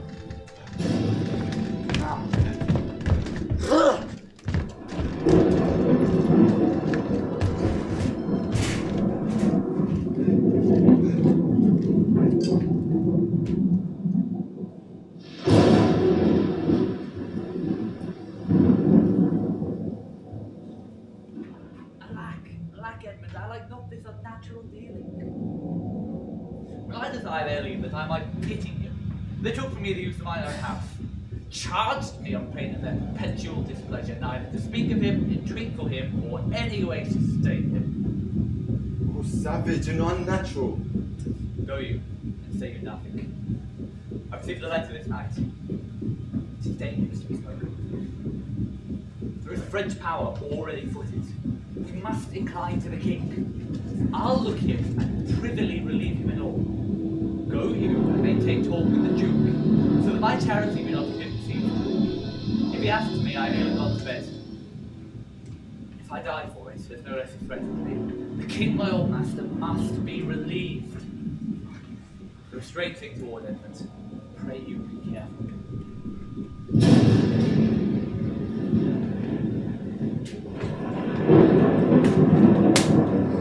This courtesy forbid thee shall the Duke instantly know, and of this letter too. This seems a fair deserving, and must draw me that which my father loses, no less than all. The younger rises when the old doth fall. Here is the place, my lord. Good my lord, enter. The tyranny of the open night's too rough for nature to endure. Oh, let me alone. Good my lord, enter here. You will break my heart. I'd rather break my heart. Good my lord, enter. Oh, thou thinkst as much for this as such a storm invades us to the skin? So 'tis to be. For where the greater malady is fixed, the lesser is scarce felt. The tempest in my mind, when my senses take all feeling, it'll say what beats there. Filial ingratitude. No, I will weep no more. In such a night, to shut me out, pour on, I will endure. In such a night as this. Oh, Regent, Goneril, your old kind father, whose frank heart gave all. Oh, in madness lies. Oh, let me show that. No more of that! Good my lord, enter here. Prithee, go in thyself. Seek thine own ease. This tempest will not give me leave to ponder on things would hurt me more. But I'll go in. In. Go first. Keep counsel. Nay, give thee. I'll pray, and then I'll see.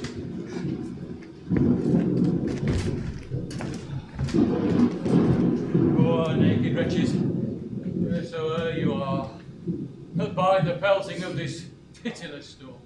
How shall your houseless heads, your unfed sides, your looped and windowed raggedness defend you from seasons such as these? Oh, take pity upon me. Expose thyself to feel what wretches feel, that thou mayst shake the superflux to them and show the heavens more just.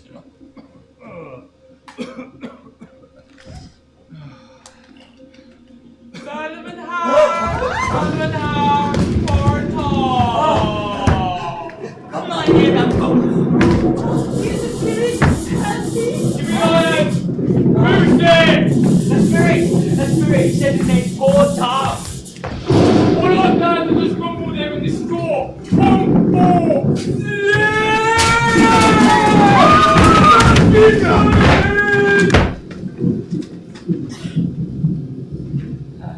Sure, the heart don't blows the cold. Go to thy cold men of morning! Hast thou given all to thy two daughters and all thou come to this? Who gives anything to Portal? When the foul fiend of led through fire, flame, and through Ford, Whirlpool, or the ball from Quagmire, laid knives under his pillow, and halters in his pew, cigarettes beamed by his porridge, and in proud of heart, drain on the beach on us of for his pledges! Oh, his own shadow for the traitor. Bless the old boy wits, talks of code. Bless thee for whirling, star blasting, and pagan. No poor thoughts of charity, whom the foul fiend vexes. Edmund! And then again! Edmund! Oh, the Lord is welcome to this past. Couldst thou say nothing? Didst thou give them all? Oh, hey, here is the blanket. As we have been all ashamed. Oh, now all the plagues that's in the pendulous air hang fated all men's thoughts like on thy daughters. The have no daughters, sir. Oh, deaf traitor! Nothing could have subdued nations but the loners with his pelican daughters. For this whole night will turn souls to fools and madmen. Take heed, O the foul fiend. Obey thy parents, keep thy word justly. Swear not, commit no immense sworn smells. Set not bar, sweetheart, proud array. Want to go? What hast thou been? Oh, a serving man, proud in our mind. That served the lust of my mistress' heart, and did the act of darkness with her. Towards many oaths as I spake words. I broke them in the sweet face of heaven. One has slept in the contrived of lust and waked into it. Wine I love deeply, dice dearly, and in women our power will deter. Let not the creaking of my shoes nor the rustling silks betray thy heart of woman. Keep thy foot at the brambles, thy hand on the brackets, and the foil of thy feet. Still true the port of the cold wind. Says, so. Oh, open my boy. My boy says it. It's the boy.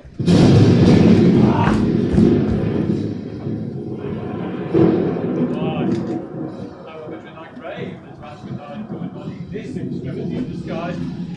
Is man no more than this? Consider him well. How voice the world no silk, the beast no hide, the sheep no wool, the cat no perfume.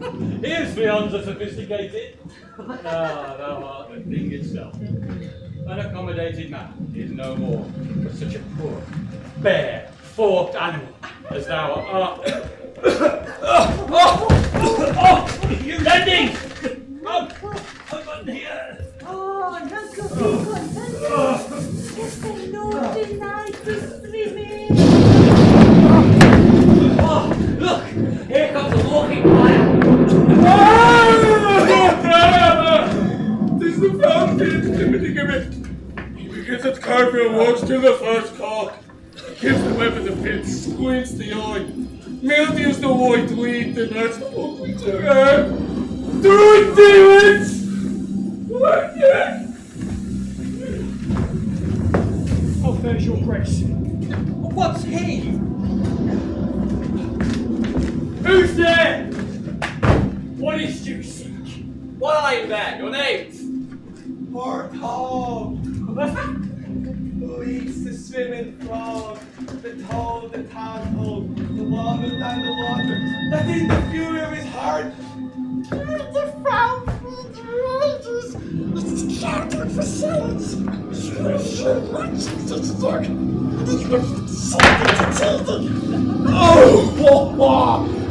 punishing them in prison who had 3 suits to his back, 6 shirts to his body, also right women aware. But makes him mad to such an ordeal have been Tom's fit for 7 long years. Beware my father.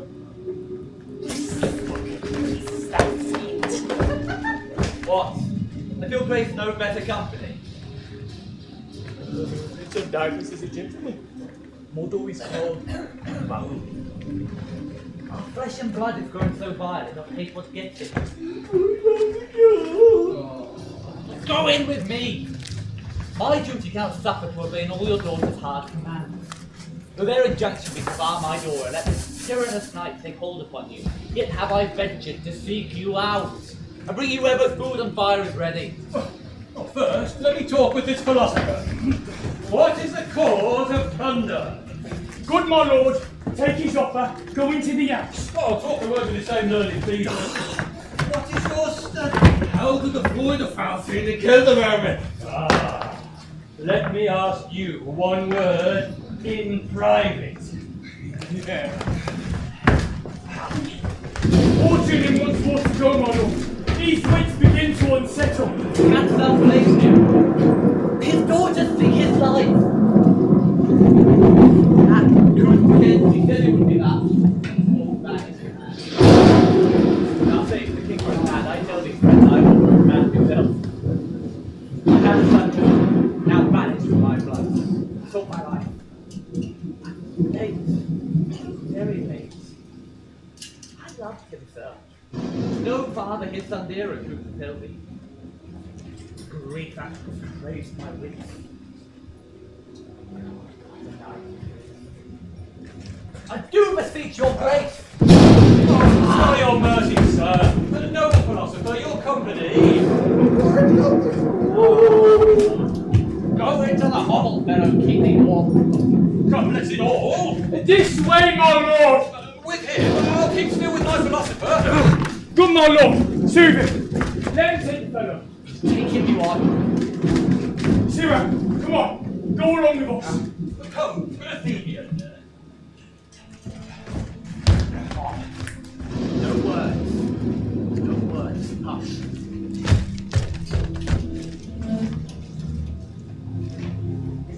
When John brought him to the Dark Tower cold, his word was still, I forward bomb.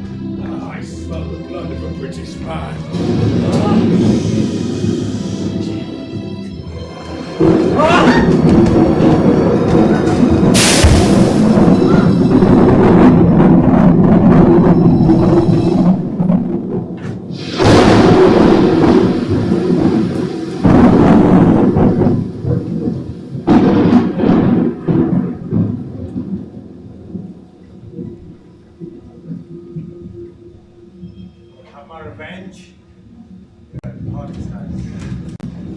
Here is the letter that he spoke of, which proves him an intelligent party to the advantage of France. Oh heavens, this treason were not I the detector. Go with me to Duchess. If the matter of this paper be certain, you have mighty business in hand. True or false? I have made thee Earl of Gloucester.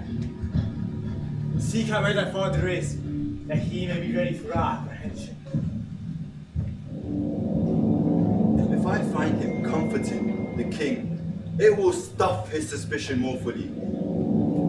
I will persevere in my course of loyalty, though the conflict be sore between that and my blood.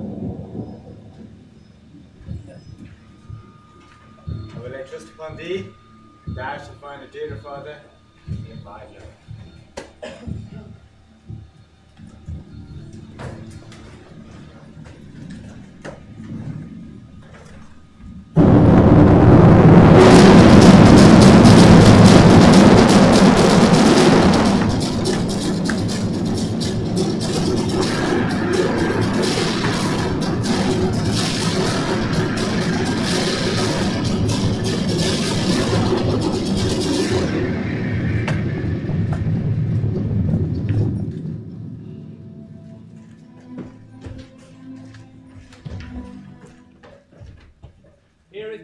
open air. Take it back. I'll piece out the comfort what addition I can. All the power of his wits have given way to his impatience. The gods reward your kindness.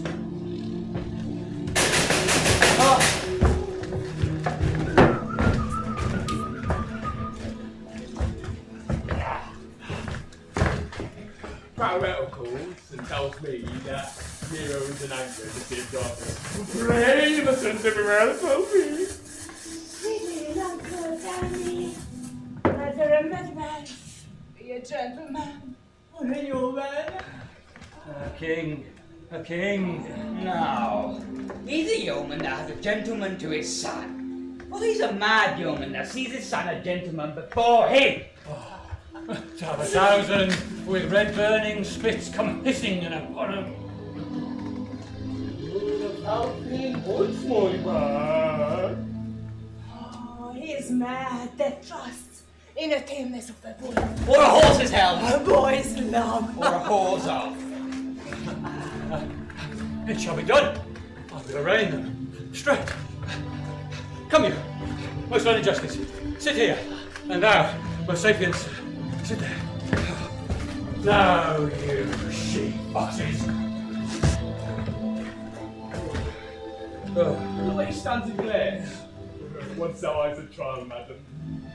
I was born as to me. Oh, her both has a leak, and she must not speak while she dare not come over to thee. That means hard for a town the voice was on there.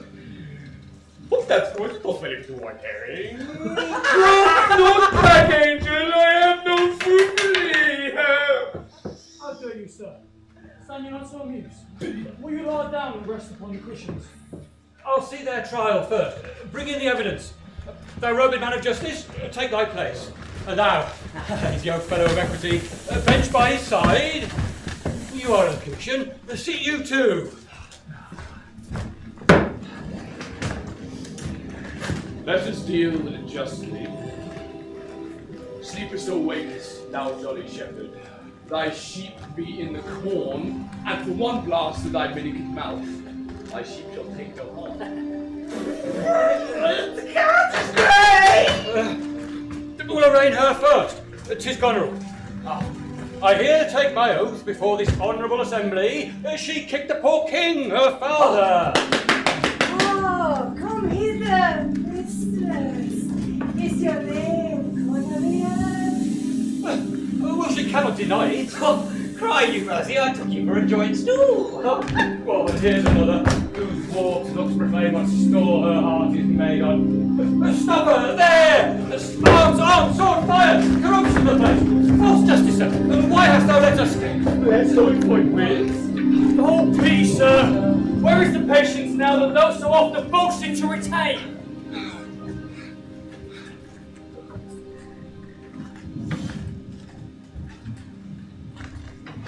The little dogs in the door. Tray, Blanche, and Sweet. See, but they bark at me. What's wrong with my head at them? Avoid you guys! Be thy mouth black or white! Toot that poison if it points! Basti grey and mongrel grim! How those spaniel black will live? Oh, both head toy with the tail. Come and make them weep and wail! Oh, it jointles my head! Dogs left the hatch and all are fled. Cesar! Cool! March to eggs and fairs and market town. See, Lord, how my honest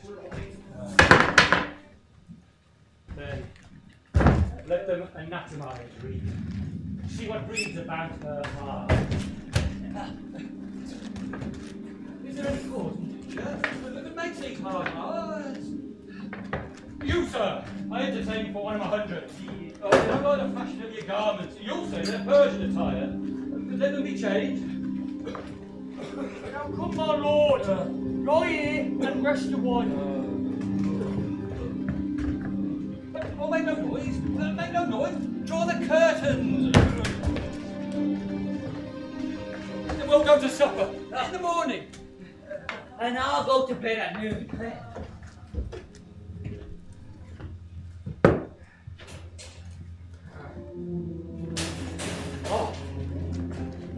Come hither, fellow.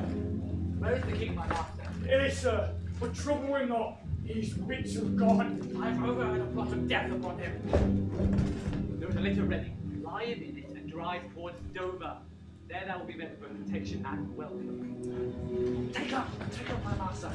If thou should dally even half an hour, his life with thine, and all that stands defended stand in assured loss. Take up, come away.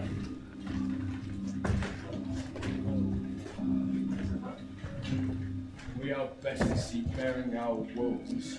We scarcely think our enemies are foes. I like all my pain seems now, and that which makes me bend makes the king bow. Charming as I father. Oppressed nature sleeps. This rest might get upon thy broken senses, which if convenient will not allow, stand in hard jaw. Come out to bed, our master. Thou must not stay behind. Come away. Come away! Mark the holy noises and thyself be ready. I'm called out tonight. So escape the king.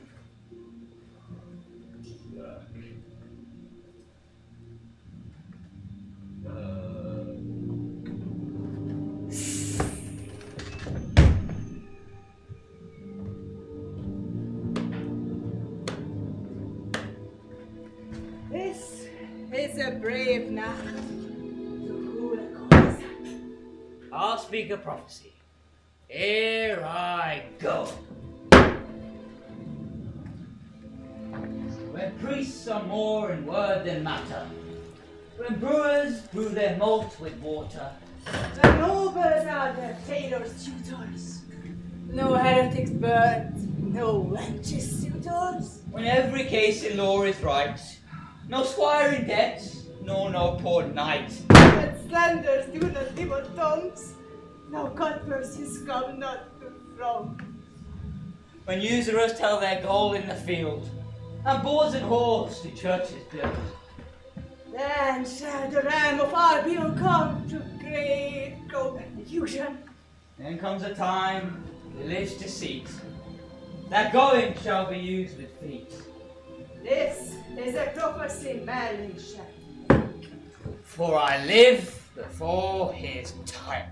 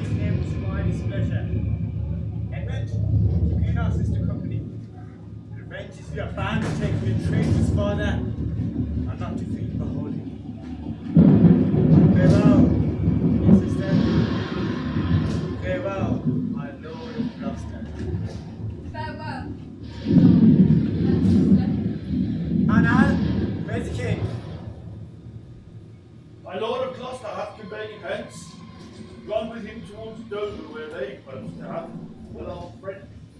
Get horses for your mistress. Farewell. Edmund. Farewell.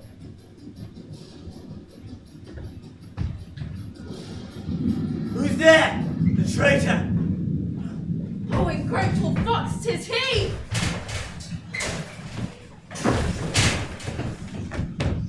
Bind fast his corky arms!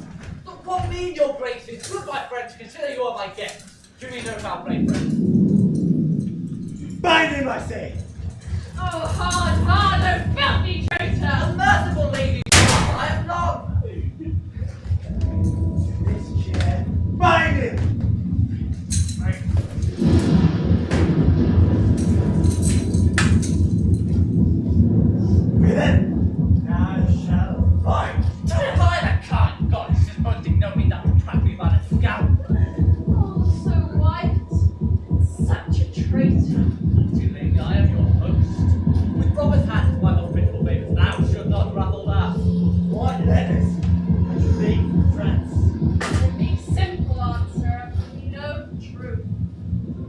vengeance that you may put in the kingdom. Where hast thou sent the lunatic king?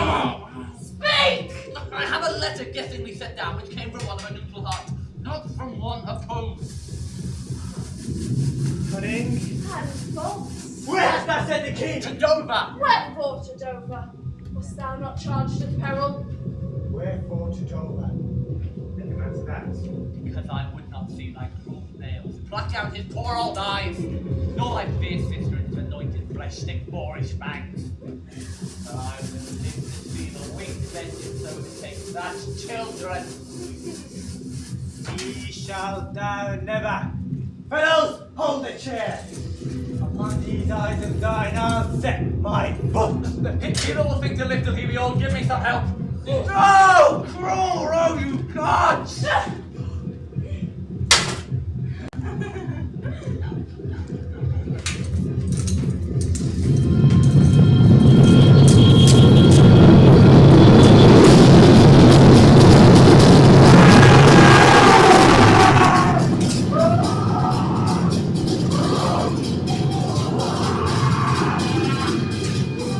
One side will look another! The other two! Hold your hand, my lord. I have served you ever since I was a child. Of better service have I never done you than now bid you hold. Oh, how now, you dog! If you did wear a beard upon your chin, I'll shake. By villain! Hey then, come on, and take a chance of anger. Give me my sword!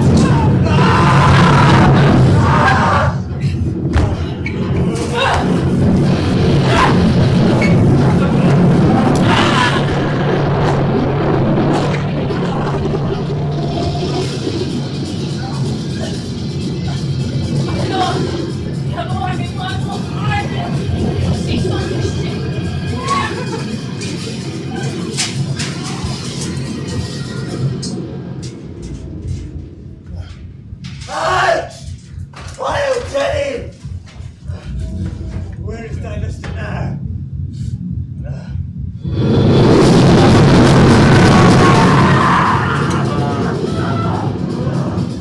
Oh, dark is constant, there is my son! Edmund! We kindle all the sparks of nature to end this horrid act! Oh! Out! Vile traitor! Thou false on me that hates him. It was he that made the overture of thy treasons to us. He is too good for thee. Oh, then Edgar was abused. Oh, you kind gods, to give him that and prosper him. Thrust him out at gates. Let him smell his way to Dover.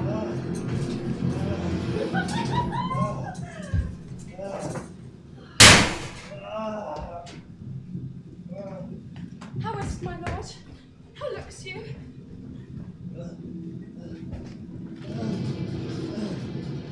I have received a hurt.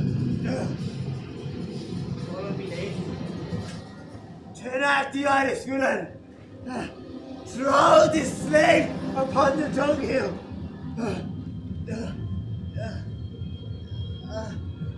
Regan, I plead a case. The time he comes his hurt. Give me your arm.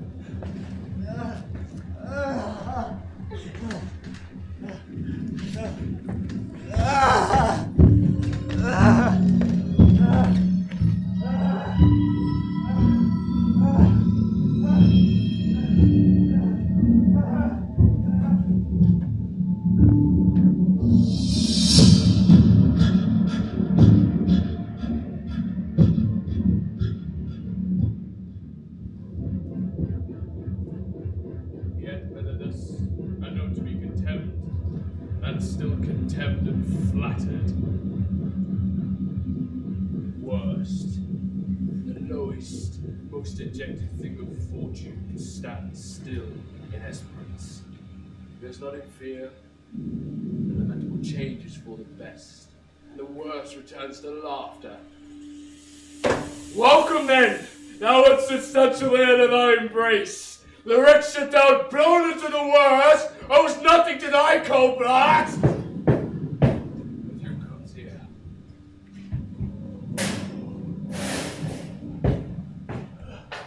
My father was dead. Well,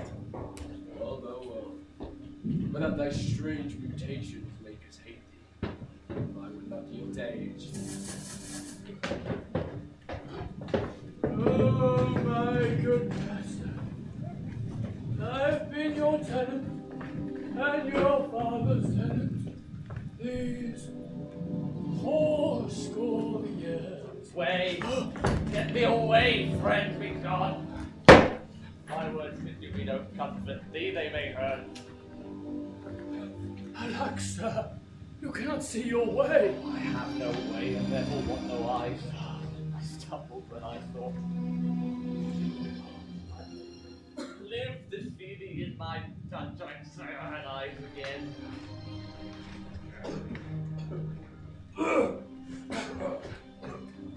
Oh no!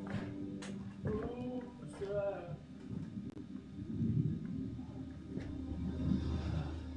Oh God. Who's can say I'm not the worst? I was, and I was. Oh my Tom! Worse I may be yet. Worst is not so long as we can say this is the worst. Fellow, where goes? Is it a beggar man? Madman and beggar too. He has some reason, else he would not beg. In the last night's storm, such a man met. Made me think a man a worm. My son came then to my mind, and yet my mind was then scarce friends with him, and I have heard more sleep.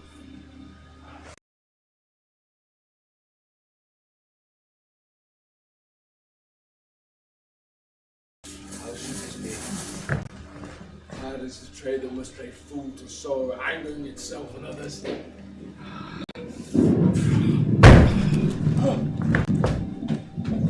Bless thee, master. Die, my good lord. Then get thee gone. If thou wilt overtake us a mile ahead to the way toward Dover, do it for sake of ancient love. Alack, sir, he is mad. That is the tide's plague when the mad must lead the blind. Do as I bid thee, or rather do thy pleasure. Above the rest, be gone! I'll bring him the best purrout that I have. Come on, Potwell.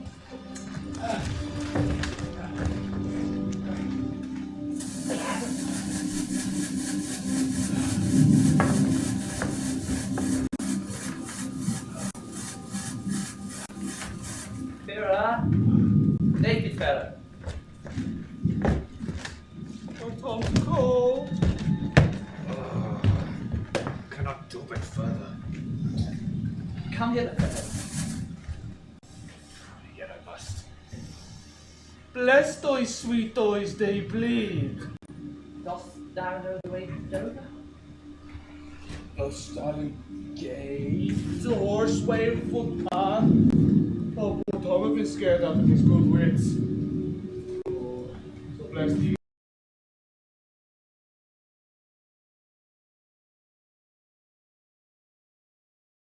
Of lust as a bit hood, hobby bit spreads of numbness, most stealing mode of murder, who sins possesses chambermaids and waiting them, and so bless thee, good man, son. Here, take my ring, humble beyond all strokes.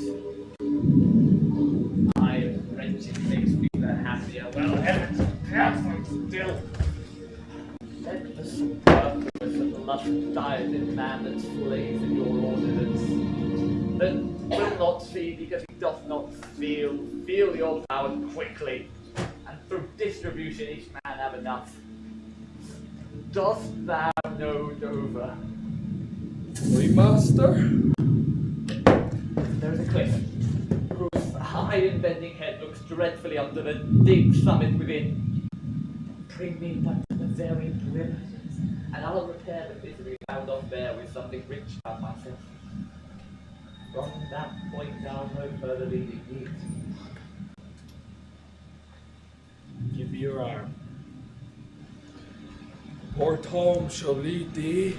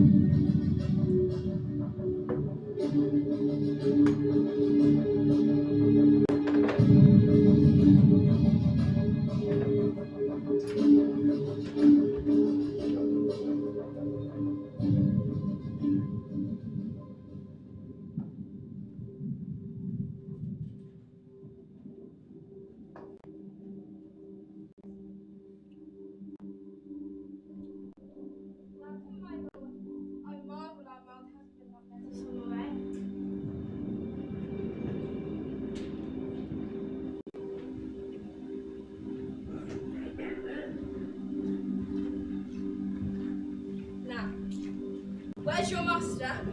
Adam, within, but never a man so changed. When I told him of the armies that had landed, he smiled at me. When I told him you were coming, his answer was, the worst. Of Gloucester's treachery, and that of his loyal son, when I informed him, they called me sot, and told me I was turned the wrong side out. Oh, it is the cowish terror of his spirit that dares not undertake. He'll feel no wrongs which tie him to an answer. Back now, Edmund, to my brother. Hasten his musters and conduct his powers. A guy must change arms at home and give the distaff into my husband's arms. This trusty servant shall pass between us. Ere long you will like to hear. And if you dare venture into your own home, mistress is mine. Wear lips. Spare speech.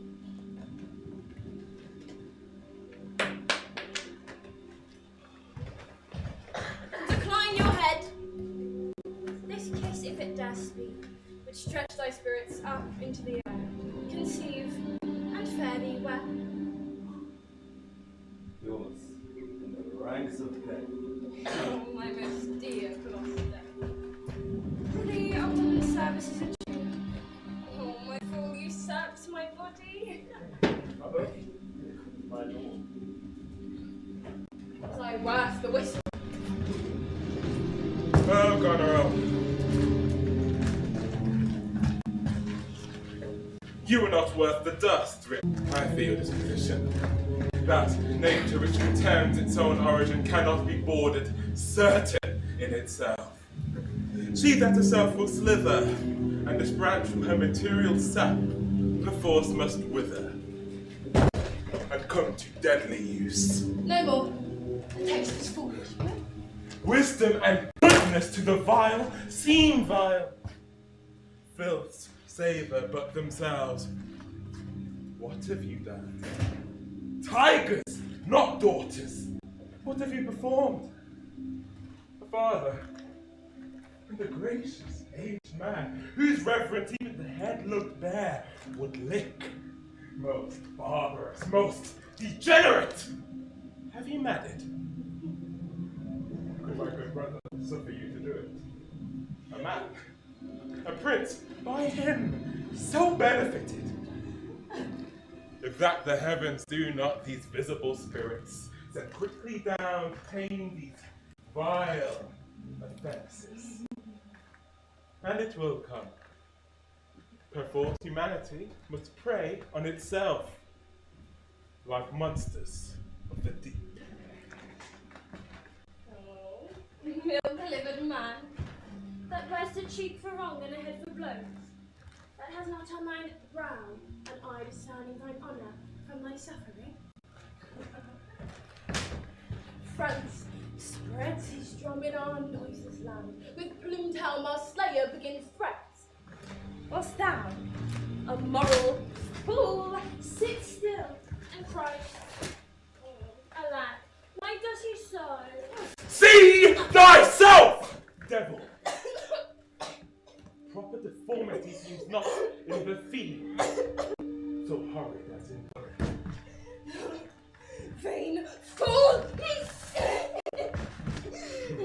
changed and self-covered thing for shame.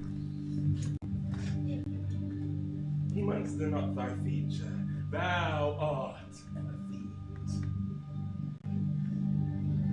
A woman's shape doth shield thee. Marry your manhood. Now! What news? Oh my good lord. The Duke of Wolverstad going to put out the other eye of Gloucester. Gloucester's eye? So that he prayed, thrilled with remorse, posed against the act, bending her sword to her great master. This shows you are above. Lord Justicer, that these are never crimes so speedily convenged. But, oh poor Gloucester, lost he the other eye? Both, my lord. This letter, madam, craves a speedy answer. It's from your sister.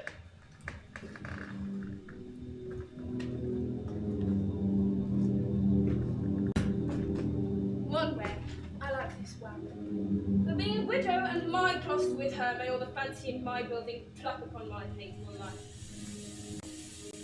Another way, the news is not so tart. I'll read and answer.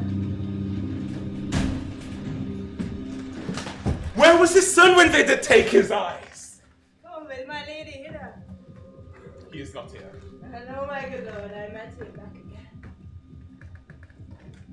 Does he know the wickedness? Aye, my good lord. 'Twas he informed against him and quit the house on purpose, that their punishment might have free course. Gloucester, I live to thank thee for the love thou showest the king, and to revenge thine eyes. Come hither, friends, and tell me more what thou knowest.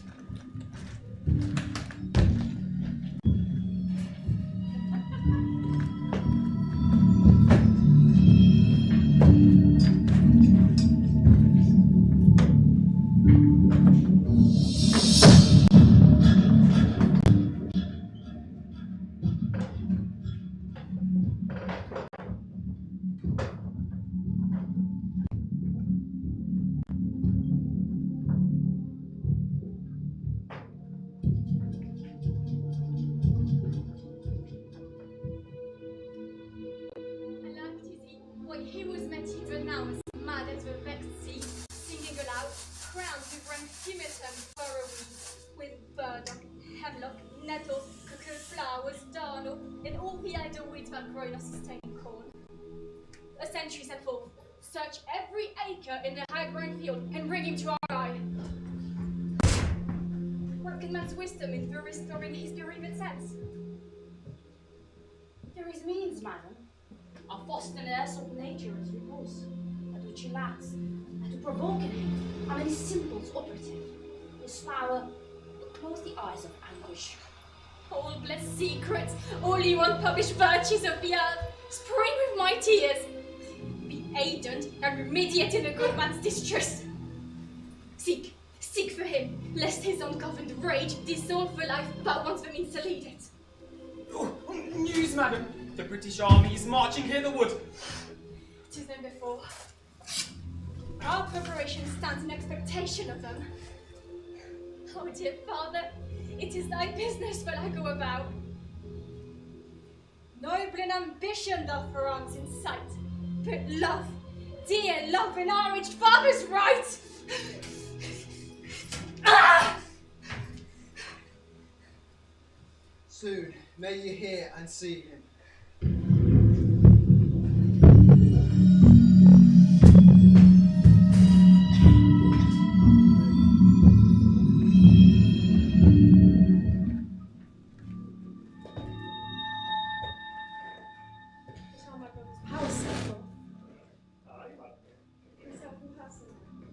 Madam, with what you do, your sister is the better soldier. Lord Edmund spake not with your lord at home. No, madam. What might import my sister's letters to him? I must needs have a speak with my letter. Faith, he is posted on serious matter. He was great ignorance, crossed his eyes being out, letting him live.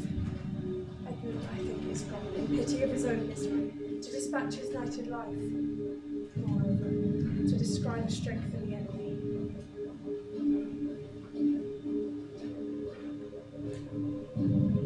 Why should she write to Edmund? Might not you transport her purposes by word? Be like something, oh, I know not what. I love thee much. Let me unseal the letter. Madam, I would rather... I know your lady does not love her husband. I'm sure of it. Of her late being here, she has given strange o'erlays and most speaking looks to my Edmund. I know you are of her bosom. Aye, madam. I speak in understanding. You are, I note. So I advise you, take this letter. My lord is dead. Edmund and I have spoken. 'Tis convenient of my hand, then he is of your lady's. So fare you well. If you chance to hear of that blind traitor, preferment falls on him that cuts him off. Should I with meeting, madam, I should show what party I could follow. Fare you well.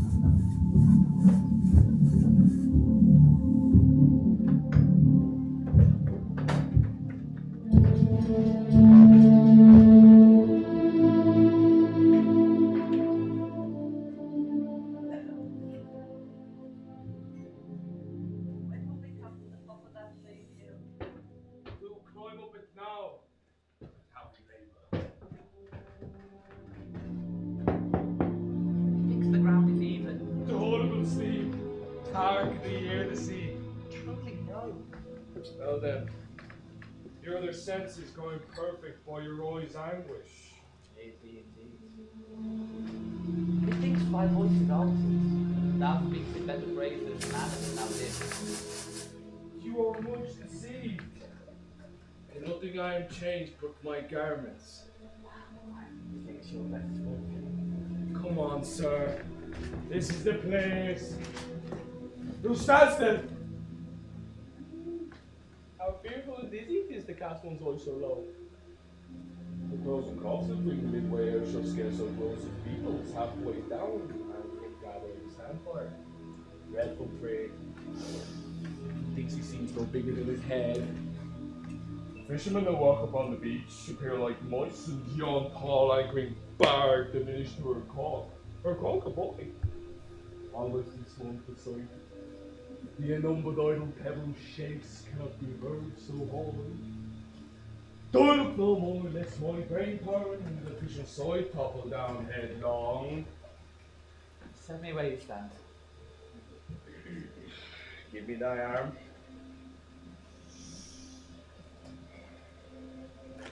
Whoop. Whoop. You are now within the extreme foot of the verge. Don't believe the moon on a legal point.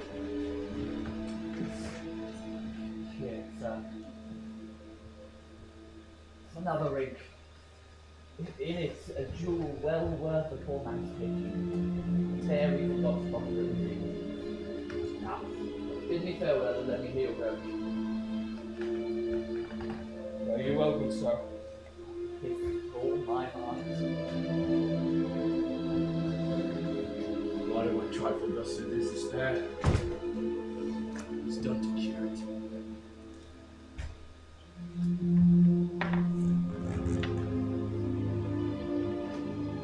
Oh, you mighty gods, this world I do renounce, and in your sight shake patiently off my great affliction.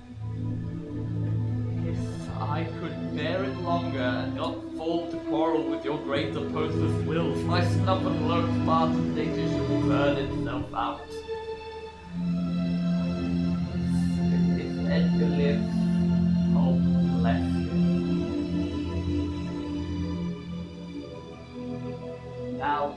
fellow. Bid me farewell. Come on, sir. Farewell.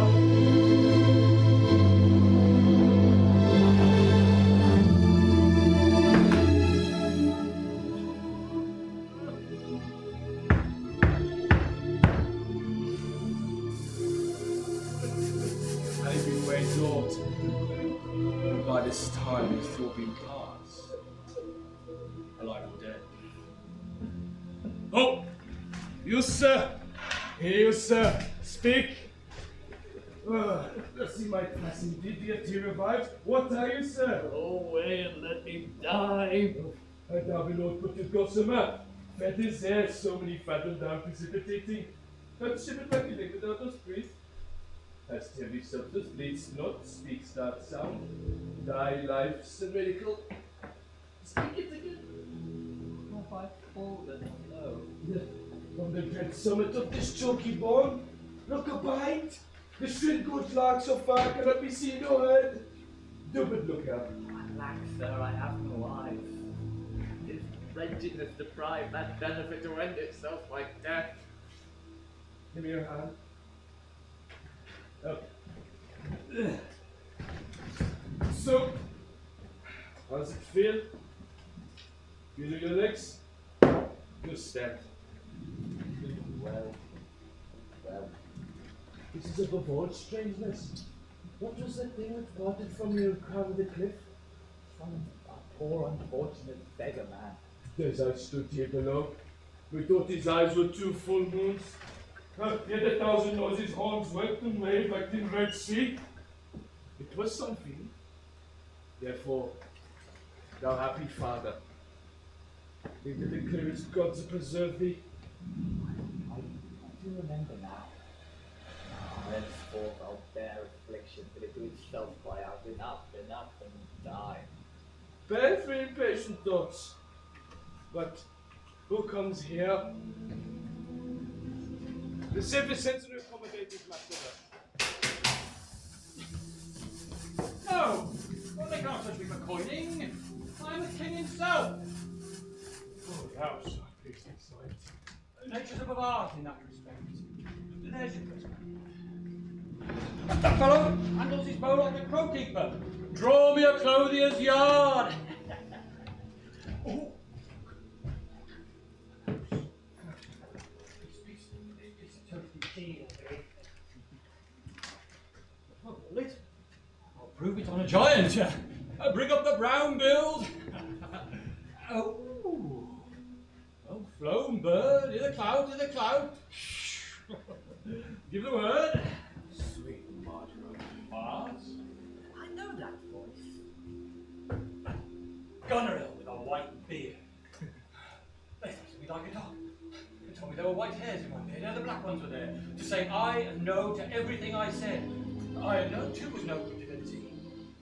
When the rain came to wet me woods and the wind to make me chatter, when the thunder would not peace at my bidding, oh, there I found them. There I smelt them out. Go to, but they're not meant to. Well, they told me I was everything. It is a lie.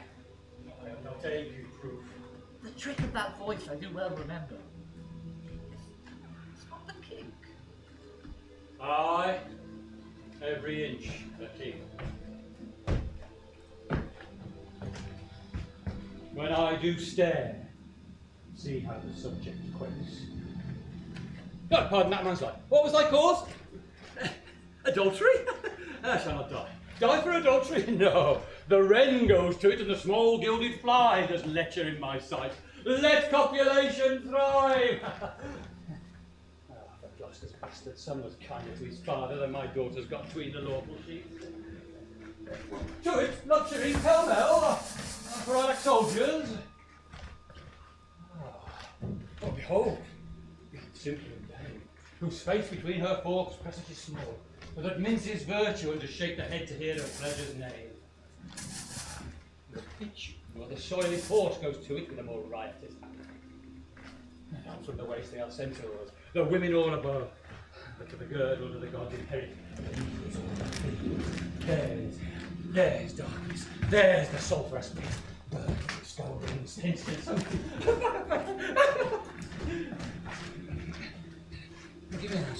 good apothecary to sweeten my imagination. There's money for thee. Let me kiss that hand. Well, let me wipe it first. It smells of mortality. Oh, ruined piece of nature. The world will wear us all out to naught. Dost thou know me? Well, I remember thine eyes well enough. What? Just squinny at me? Oh, do thy worst, blind Cupid. I'll not love. Read thou this challenge. Mark but the penning of it. All the letters were signed, I could not see one. I will not take this all apart. It is in my heart breaks it. Well, read. What about the case of eyes? Ah, you're there with me. No eyes in your head, nor no money in your purse. Your eyes in a heavy case, your purse in a light. Yet you see how this world goes. Oh, I see it feelingly. What? What, mad? A man may see how this world goes with no eyes. Look with thine ears. See how yon justice rails upon yon simple thief. Hearken, thine ear. Change places of handy-dandy. Which is the justice, which is the thief? Well, thou hast seen a farmer's dog bark at a beggar. Aye, sir. Oh, and the creature run from the cur. There thou mightst behold the great image of authority, dogs obeyed in office. Oh, through tattered clothes, small vices do appear. Robes and furred gowns hide all. Sin with gold, and a strong lance of justice purpose breaks. Arm it in rags, a pigmy's straw does pierce it. None has offended. No, I say none. God able them. Well, get thee glass eyes, and like a scurvy politician, seem to see the things thou dost not. No. Pull off my boots. There, come on. Pull off my boots.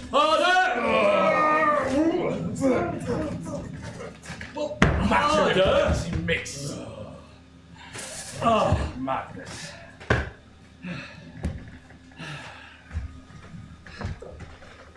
No.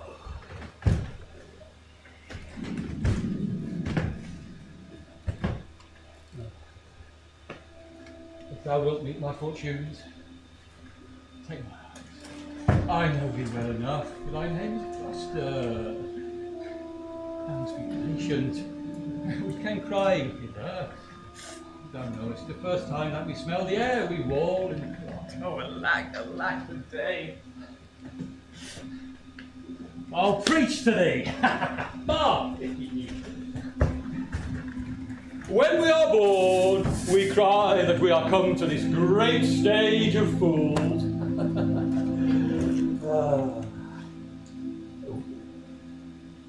What a simple block. But a delicate stratagem to show the troop of horse we felt. I'll put it in proof. And when I've stolen upon these son-in-laws, kill.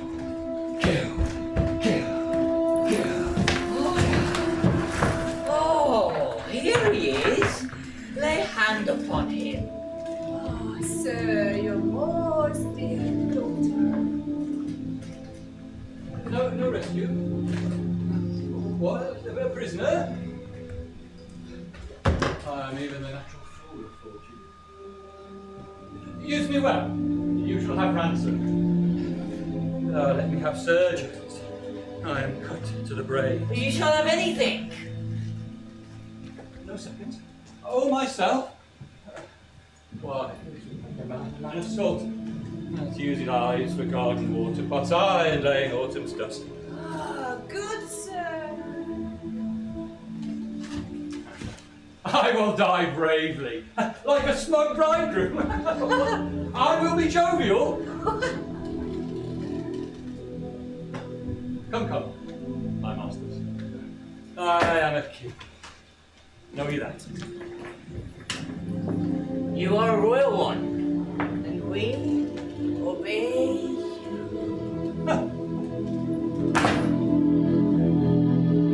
Then there's life. Nay, if you get it, you shall get it with running.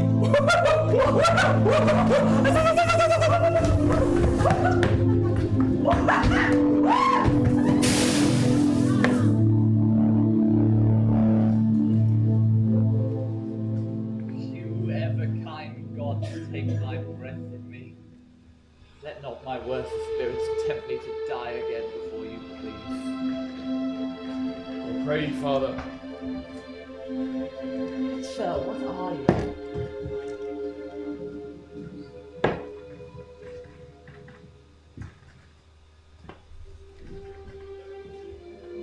The most poor man, maintained to fortune's blows, who by the art of knowing and feeling sorrow, am pregnant of your pity.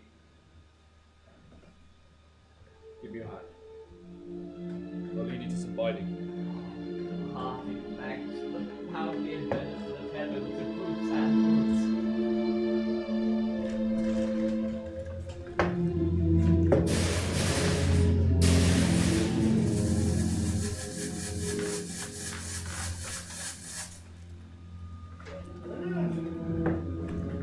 Proclaim pride. Most happy. That eyeless head of thine was first framed flesh. To raise my fortunes, the sword is out. Must destroy thee. Let thy friendly hand put strength enough to it.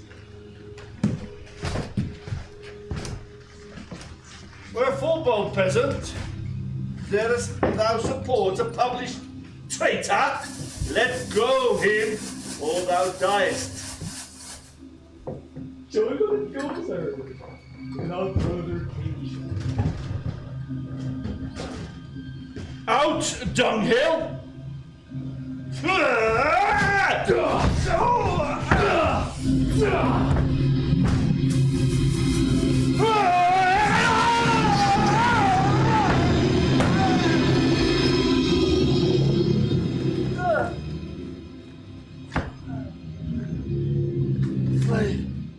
Thou wilt slay me! Villain! Take my purse. If ever thou wilt thrive, bury my body, and give the letters thou findest about me to Edmund, Earl of Gloucester.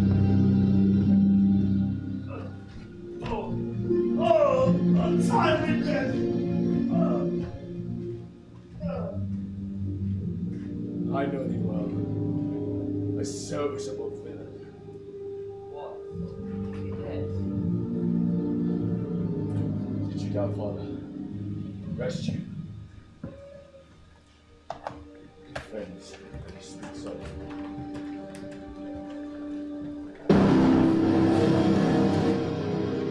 That our reciprocal vows be remembered. You have many opportunities of cutting off. If your will want not, time and place will be fruitfully offered. If he return the conqueror, am I the prisoner, and his bed my God? From the loathed visage of my soul, supply the place for your lady, your wife, so I would say. Affectionate servant. Goneril. O indistinguished space of woman's will, a plot upon a virtuous husband's life, and the exchange, my brother. Here in the sands I'll rape thee up, pose and sanctify the murderous leches, and with the mature time, strike the sight of the death practice deep. For if 'tis well that of thy death and business I can tell. He's mad. Oh wow. Differs my vow of sense-wise and stand up for that ingenious feeling of my huge sorrow. Better I would distract, so that my grief be severed from my thoughts, and the woes my wrong imaginings lose the knowledge of themselves. Come, Father, give me your hand, for after thinks I hear the beaten drum. Come on, I'll bestow you with a friend.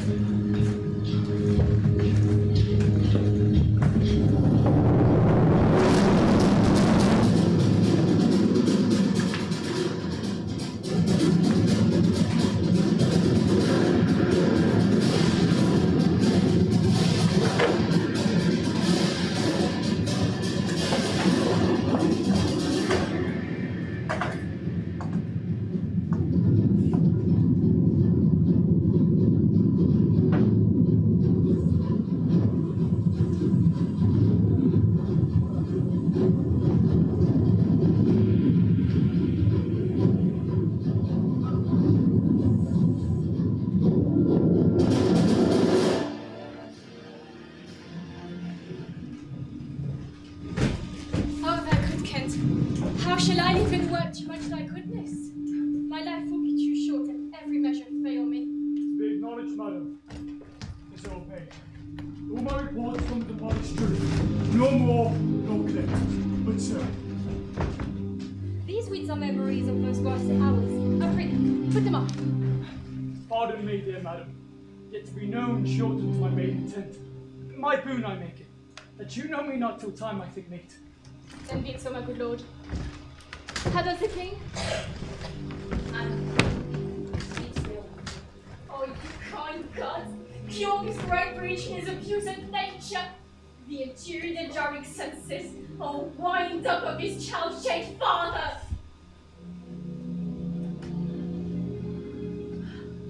So please your majesty, you may break the king. Slip long. Be governed by your knowledge, and proceed in the smoke your well. Is your aid? I, madam, in the heaviness of his sleep, we put fresh garments on him. Goodbye, good madam. Will you wake the king? I doubt not of his temperance. Very well.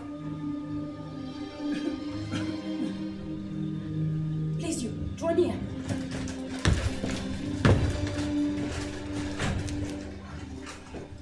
Oh, my dear father, restoration hang thy medicine on my lips, and let this kiss repair those scarlet palms that my two sisters have in thy reverence made.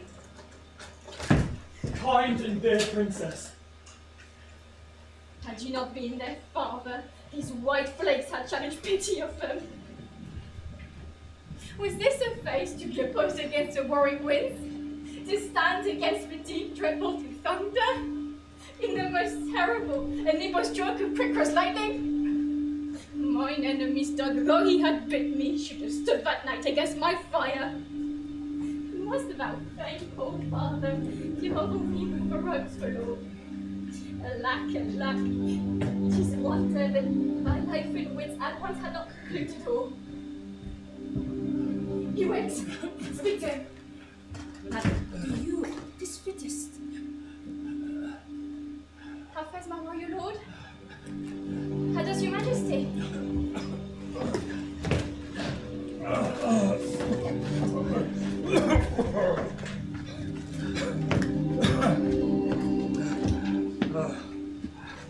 You do me wrong to take me out of the grave. Thou art a soul in bliss. I am bound upon a wheel of fire, that mine own tears do scold like molten lead.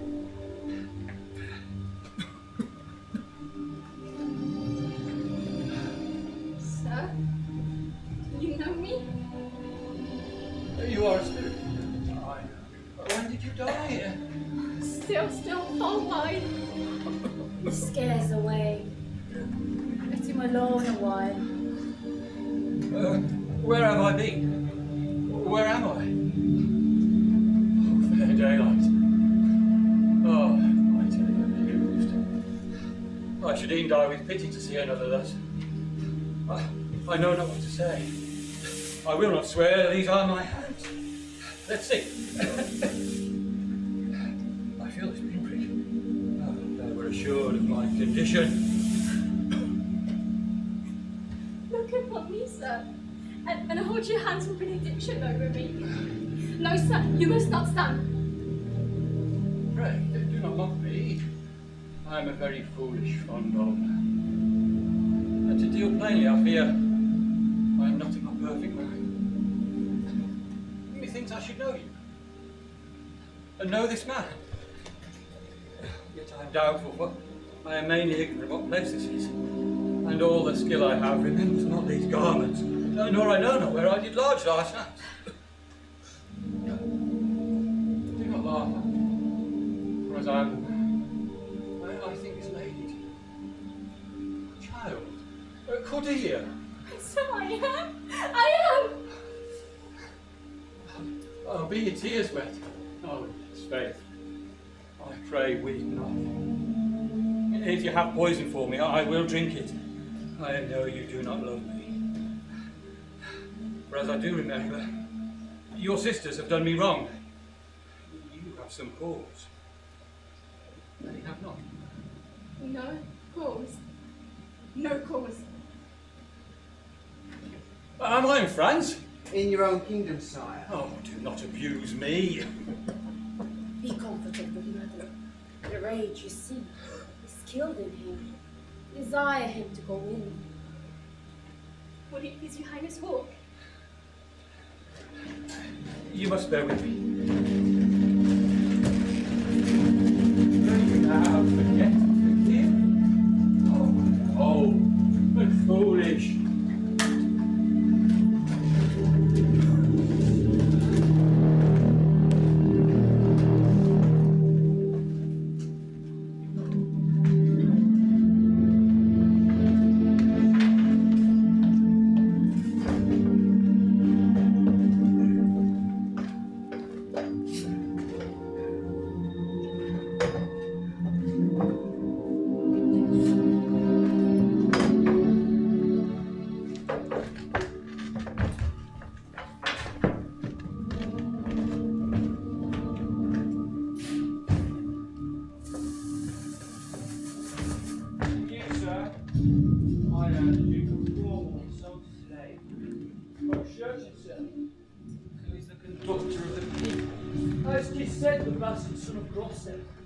They said Edgar, his banished son, was with the Earl of Kent in Germany. A report is changeable. 'Tis time to look about. The powers of the kingdom approach apace. The abridgment is likely to be bloody.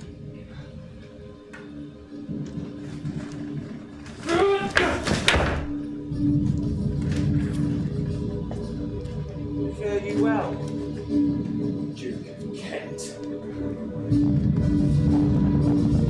My point and period will be thoroughly wrought. All well, all ready. As this day's battle's fought.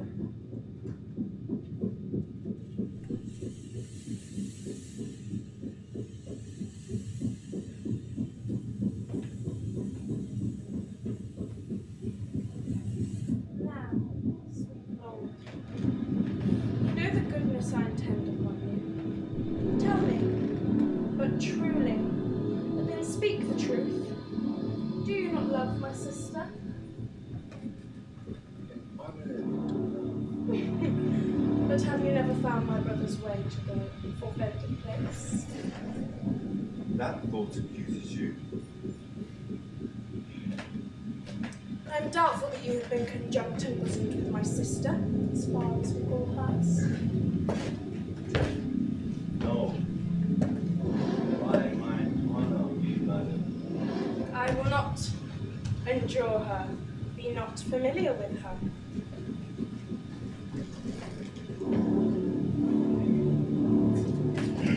She and the Duke her husband.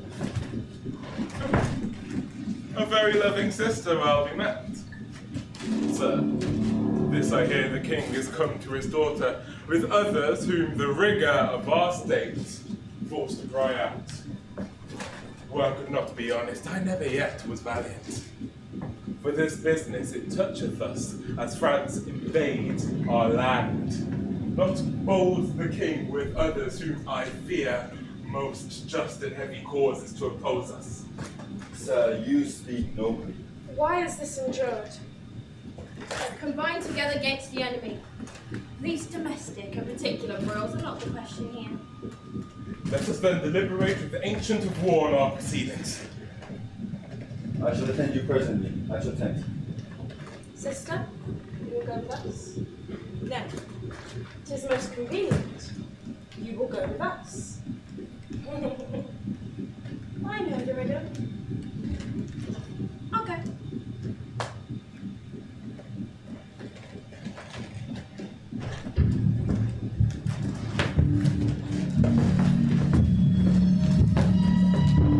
May your grace that speaks in man so poor, hear me one word. I'll overtake you. Speak, man. Before you fight the battle of this letter, let the trumpet sound for him that brought it. Wretched though I seem, I can produce a champion that can vouch for his people there. What you know. Stay till I have heard the letter. I was forbidden. When time shall serve, let but the help cry. I'll appear again. Very well. I'll load up my paper. The enemy's in view. Draw up your powers. Here is the guess of their true strength and forces by diligent discovery, but your haste is not We'll bring the time.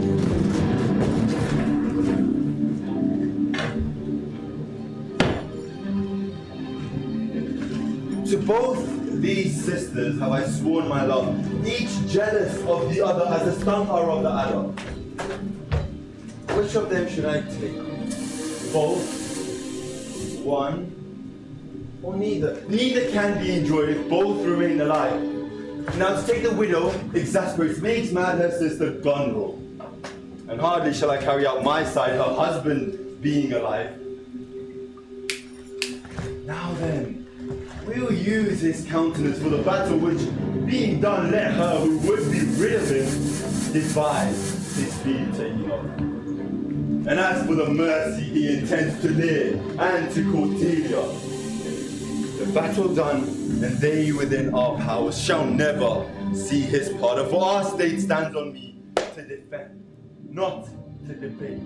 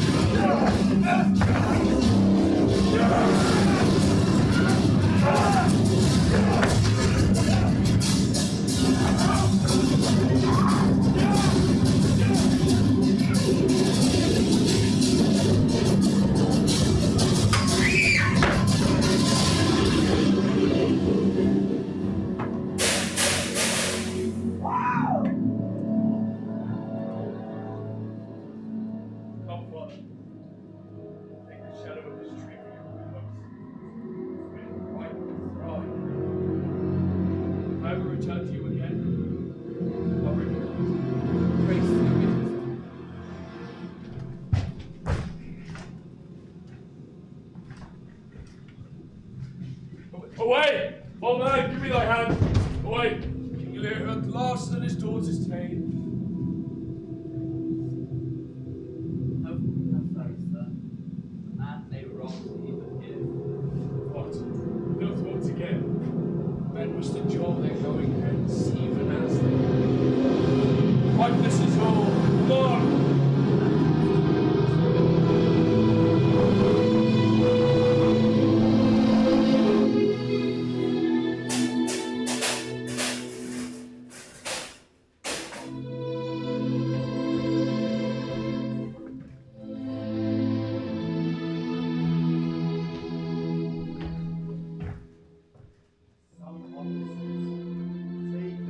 Until their greater pleasures first be known the Tartars censure them. We are not the first, who with best meaning have incurred the worst. For we have resting at my castle, myself could thus outrun a forceful chief's run. Shall we not see these daughters and these sisters? No, no, no, no. Come, let's away to prison. We two alone will sing like birds in the cage. When thou dost ask me blessing, I'll kneel down and ask of thee forgiveness.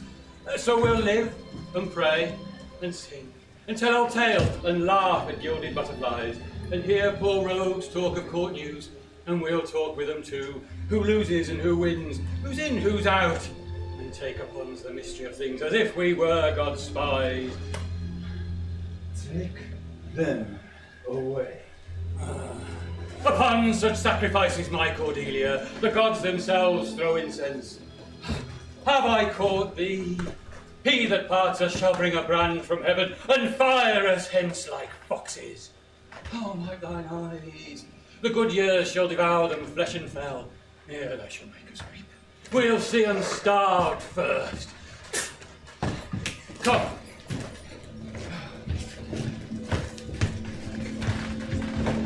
Come hither, Captain. Hark!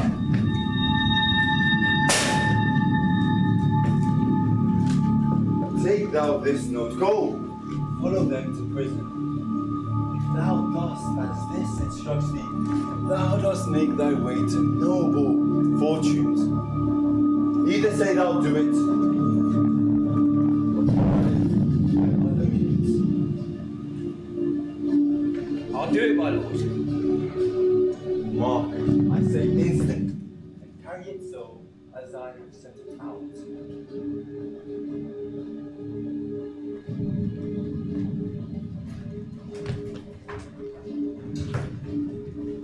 Sir, you have shown today your valiant strength, and fortune led you well. You have the captive that was the opposite of this day's strength. We do require them of you.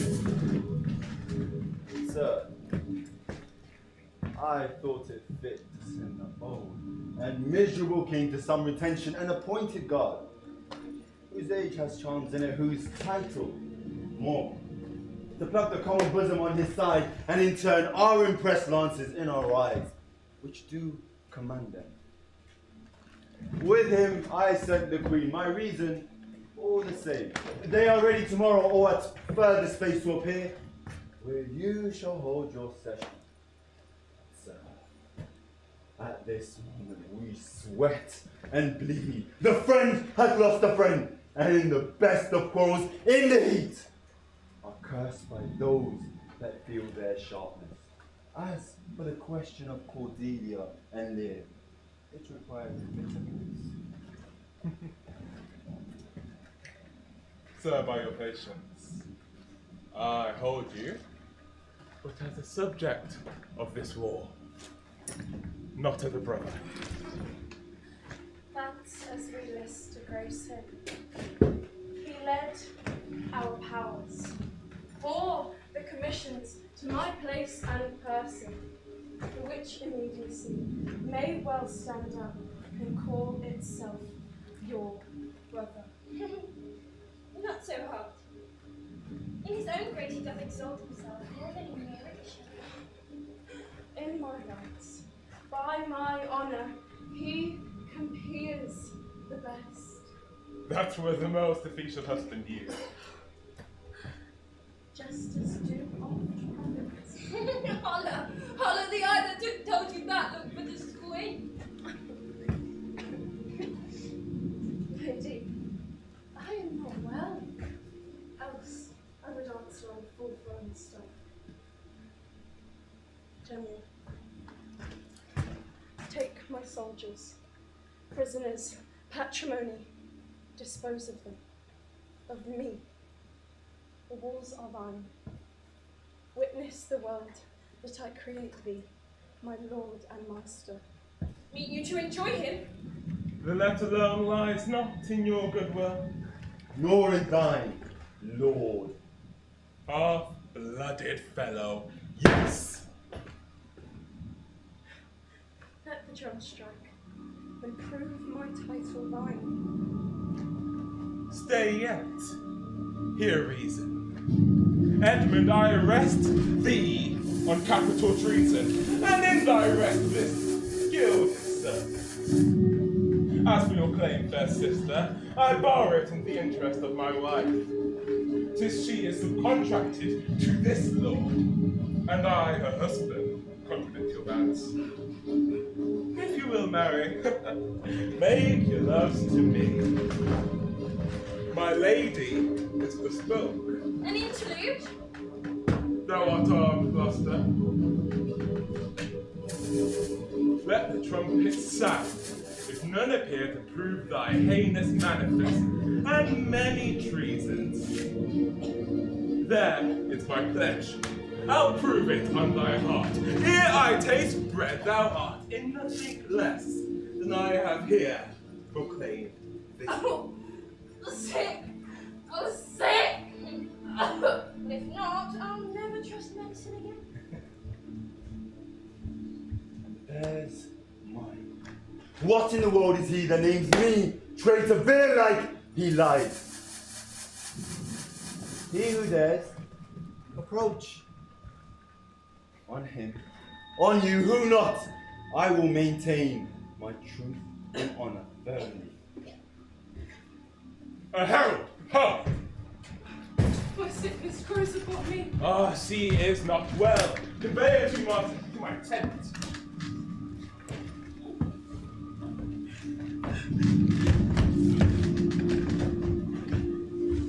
Read this paper.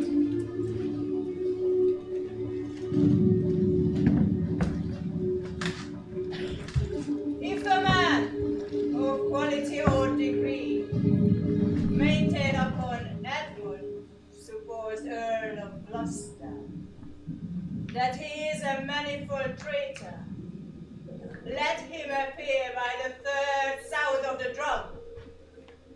He is born in his defense. Again! Again!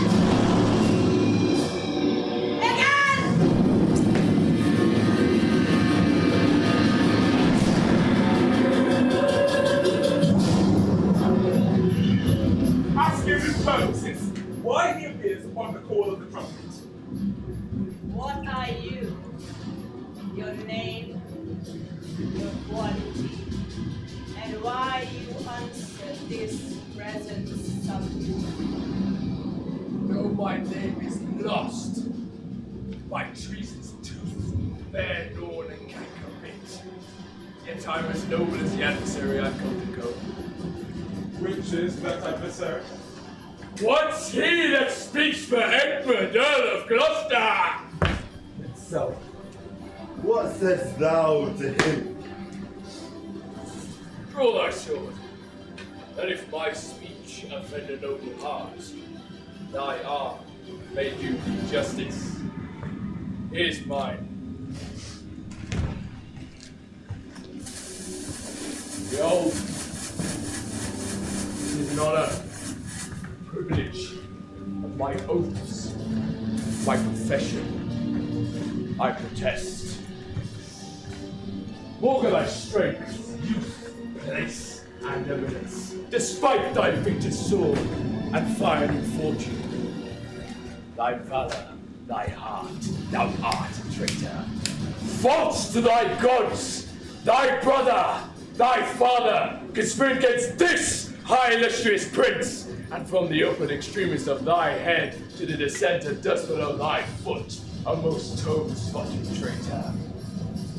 Say thou no, this sword, this arm, and my best spirits are meant to prove whereto I speak, thou liest!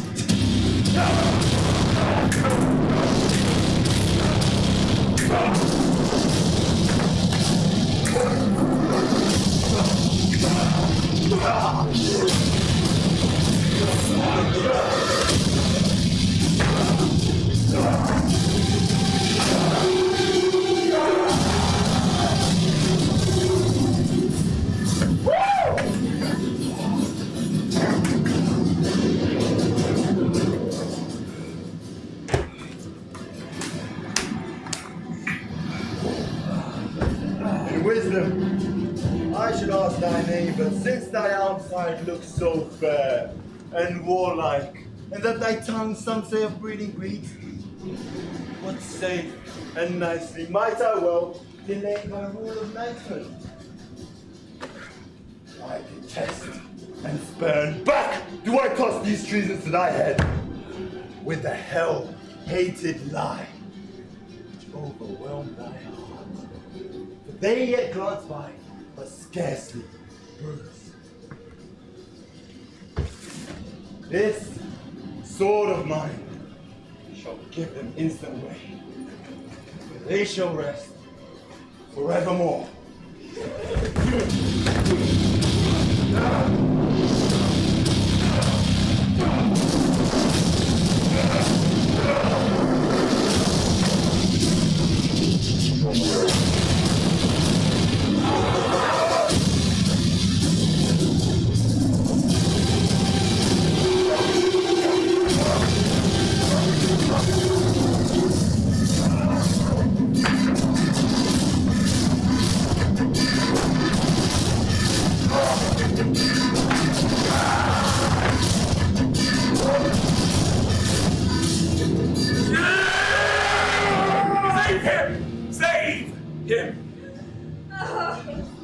This is practice, Edmund. Thou art not bound by law to answer an answer. Thou art not vanquished, but cozened and beguiled. Shut your mouth, Dane! Or with this paper shall I stop it? Here, sir, thou worst than any name. Read thine own evil. No tearing lady. Believe thou know it. Say,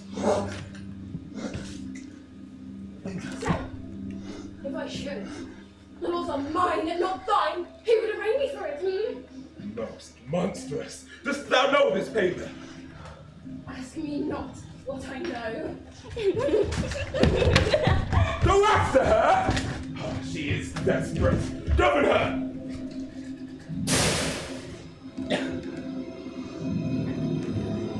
What you have accused me of, that have I done, and more. Much more. The time will bring it out. God, 'tis past. And so am I. But what art thou that hast this vantage over me? If thou art noble, I do forgive thee. Let's exchange charity. In blood, I no less lived. If more, the more thou had wronged me. I am Edgar, and thy father's son. The gods are just. Thou art pleasant vices make instruments to plague us. The dark and vicious place where thee he got, cost him his own!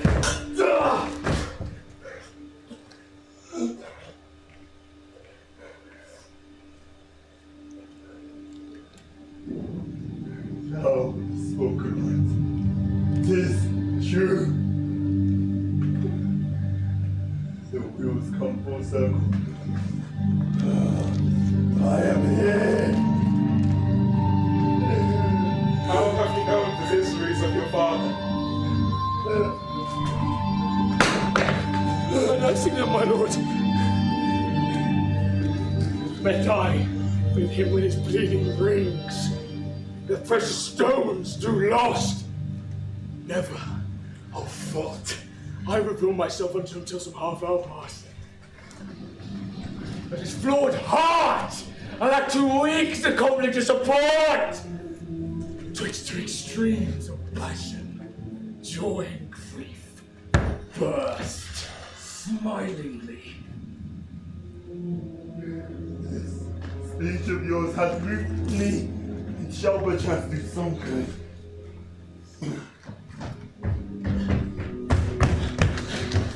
Help! Who's dead? Speak, man! Your lady, sir. Your lady.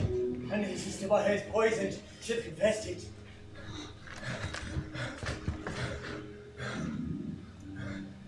I was contracted to them both. Now all three married in an instant.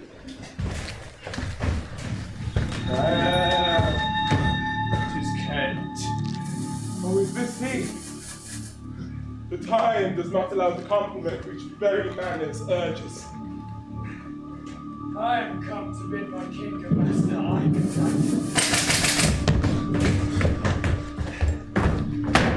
Is he not here? Good thing of us forgot. Speak, Edmund! Where is the king? And where is Cordelia?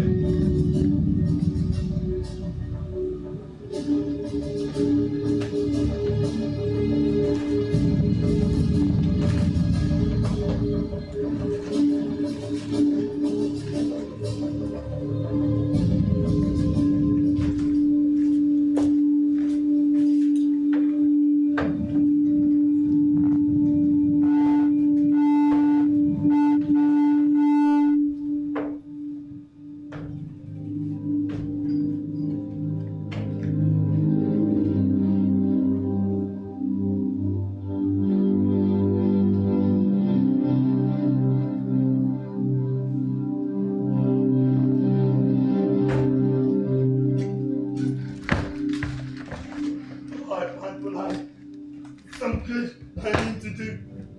Quickly send to the castle for my writ is on the life of Lear and Uncle Cordelia. Nay, send quickly! Run! Run, oh run! Oh my lord, who hath the office sent thy token of a writ? Well, Sultan, take down my sword, give it the captain. Haste me for thy life!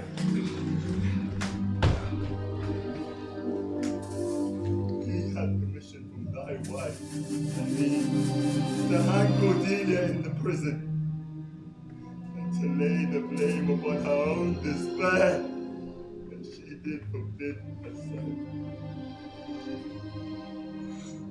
Gods defend her. Bear him hence a while.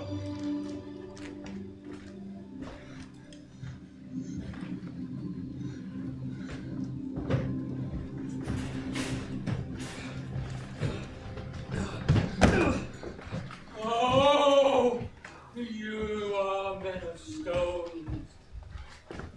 Had I your tongues and eyes, I'll use them so that heaven's vault should crack.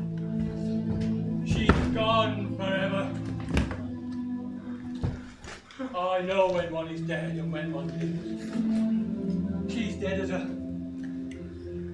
Let me look at her. If that her breath will mist or stain the stone, why then she lives. Is this the promised end? We'll meet you that far.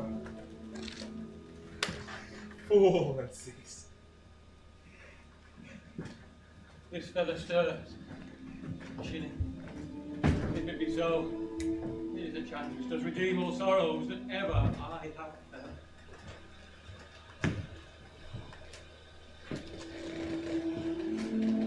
Oh my good master! With thee, away! 'Tis noble Kent, your friends. Oh, a plague upon you! Murderers, traitors all! I might have saved her. She's gone forever. Cordelia, Cordelia, stay a little. Thou sayest? Her voice was soft, gentle, and low. I killed the slave that was a hanging me. It is true, my lord. You did. Did I not, fellow? I have seen the day with my good biting falchion. I would have made him skip. Who are you? Mine eyes are the best. The fortune brother two she loved and hated. We must behold one. This is a dulce. Are you not Kent? The same. Your servant Kent. Where's your servant Pat? He's a good fellow. I can tell you that. He'll strike, and quickly too. There he's dead and gone. Oh, my good lord. I am that very man. Oh, I'll see that straight. That from your first of difference and decay, I followed your sad steps. You're welcome, Edmund. Nor no man else. All cheerless, dark, and deadly. Your eldest daughters have verdone themselves and are desperately dead. Oh, so He knows not what he says. but there it is for us to present it to him. Very good lesson.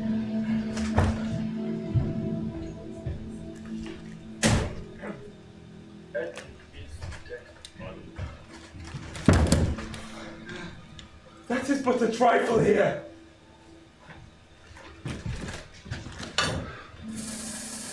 My lords and noble friends know our intent.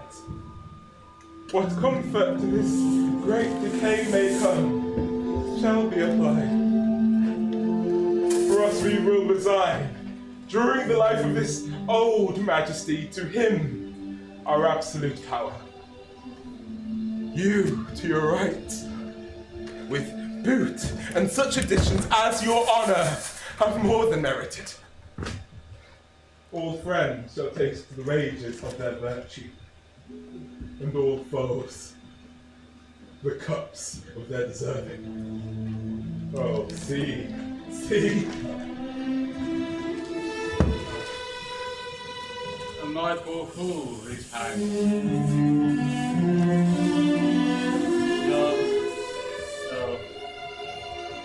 No life. Why should a dog, a horse, a rat have life, and thou no breath at all? Thou'lt come no more. Never. Never. Never. Never. Never.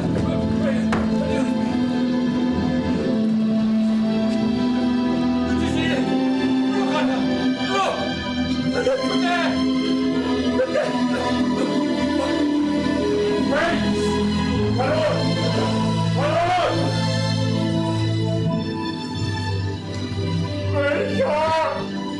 I'm pretty great. Oh, my lord, vex not his ghost. Oh, let him pass. He hates him much that would upon the rack of this tough world stretch him out longer. He is gone in peace. The wonder is, he hath endured so much. He but usurped his life. Friends of my soul, shall you twain rule with me in this realm, and in this gourd state sustain.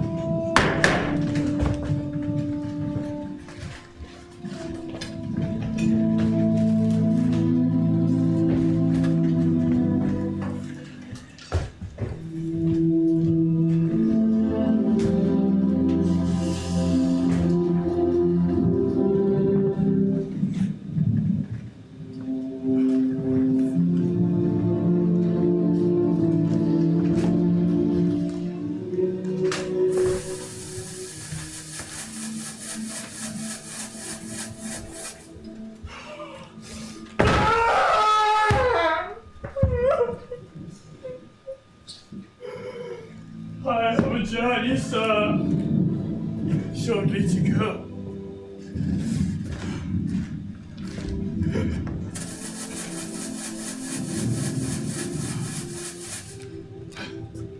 My master calls.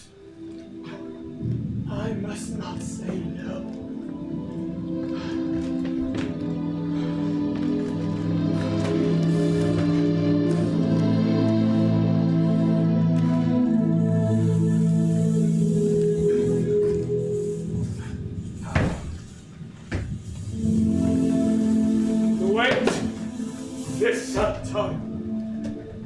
Obey. Say what we feel, not what we ought to say.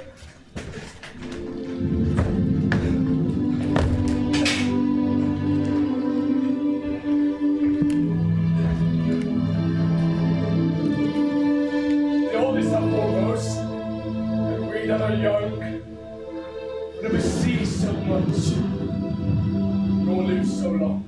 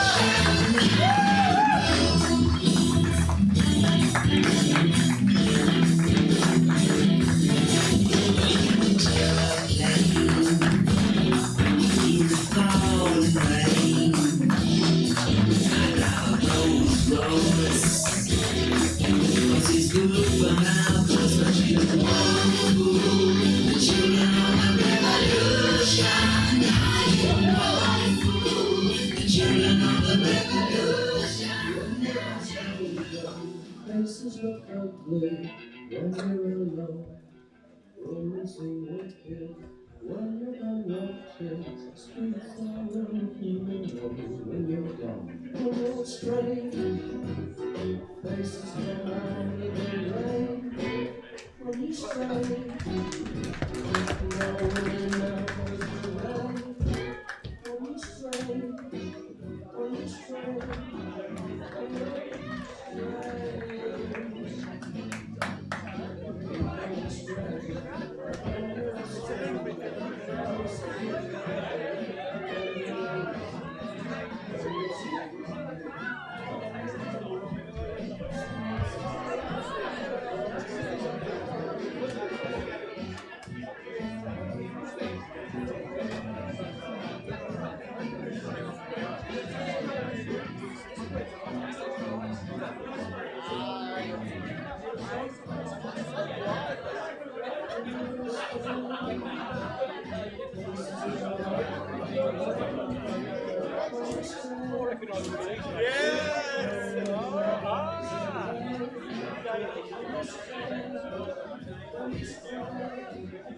Well done, Thomas.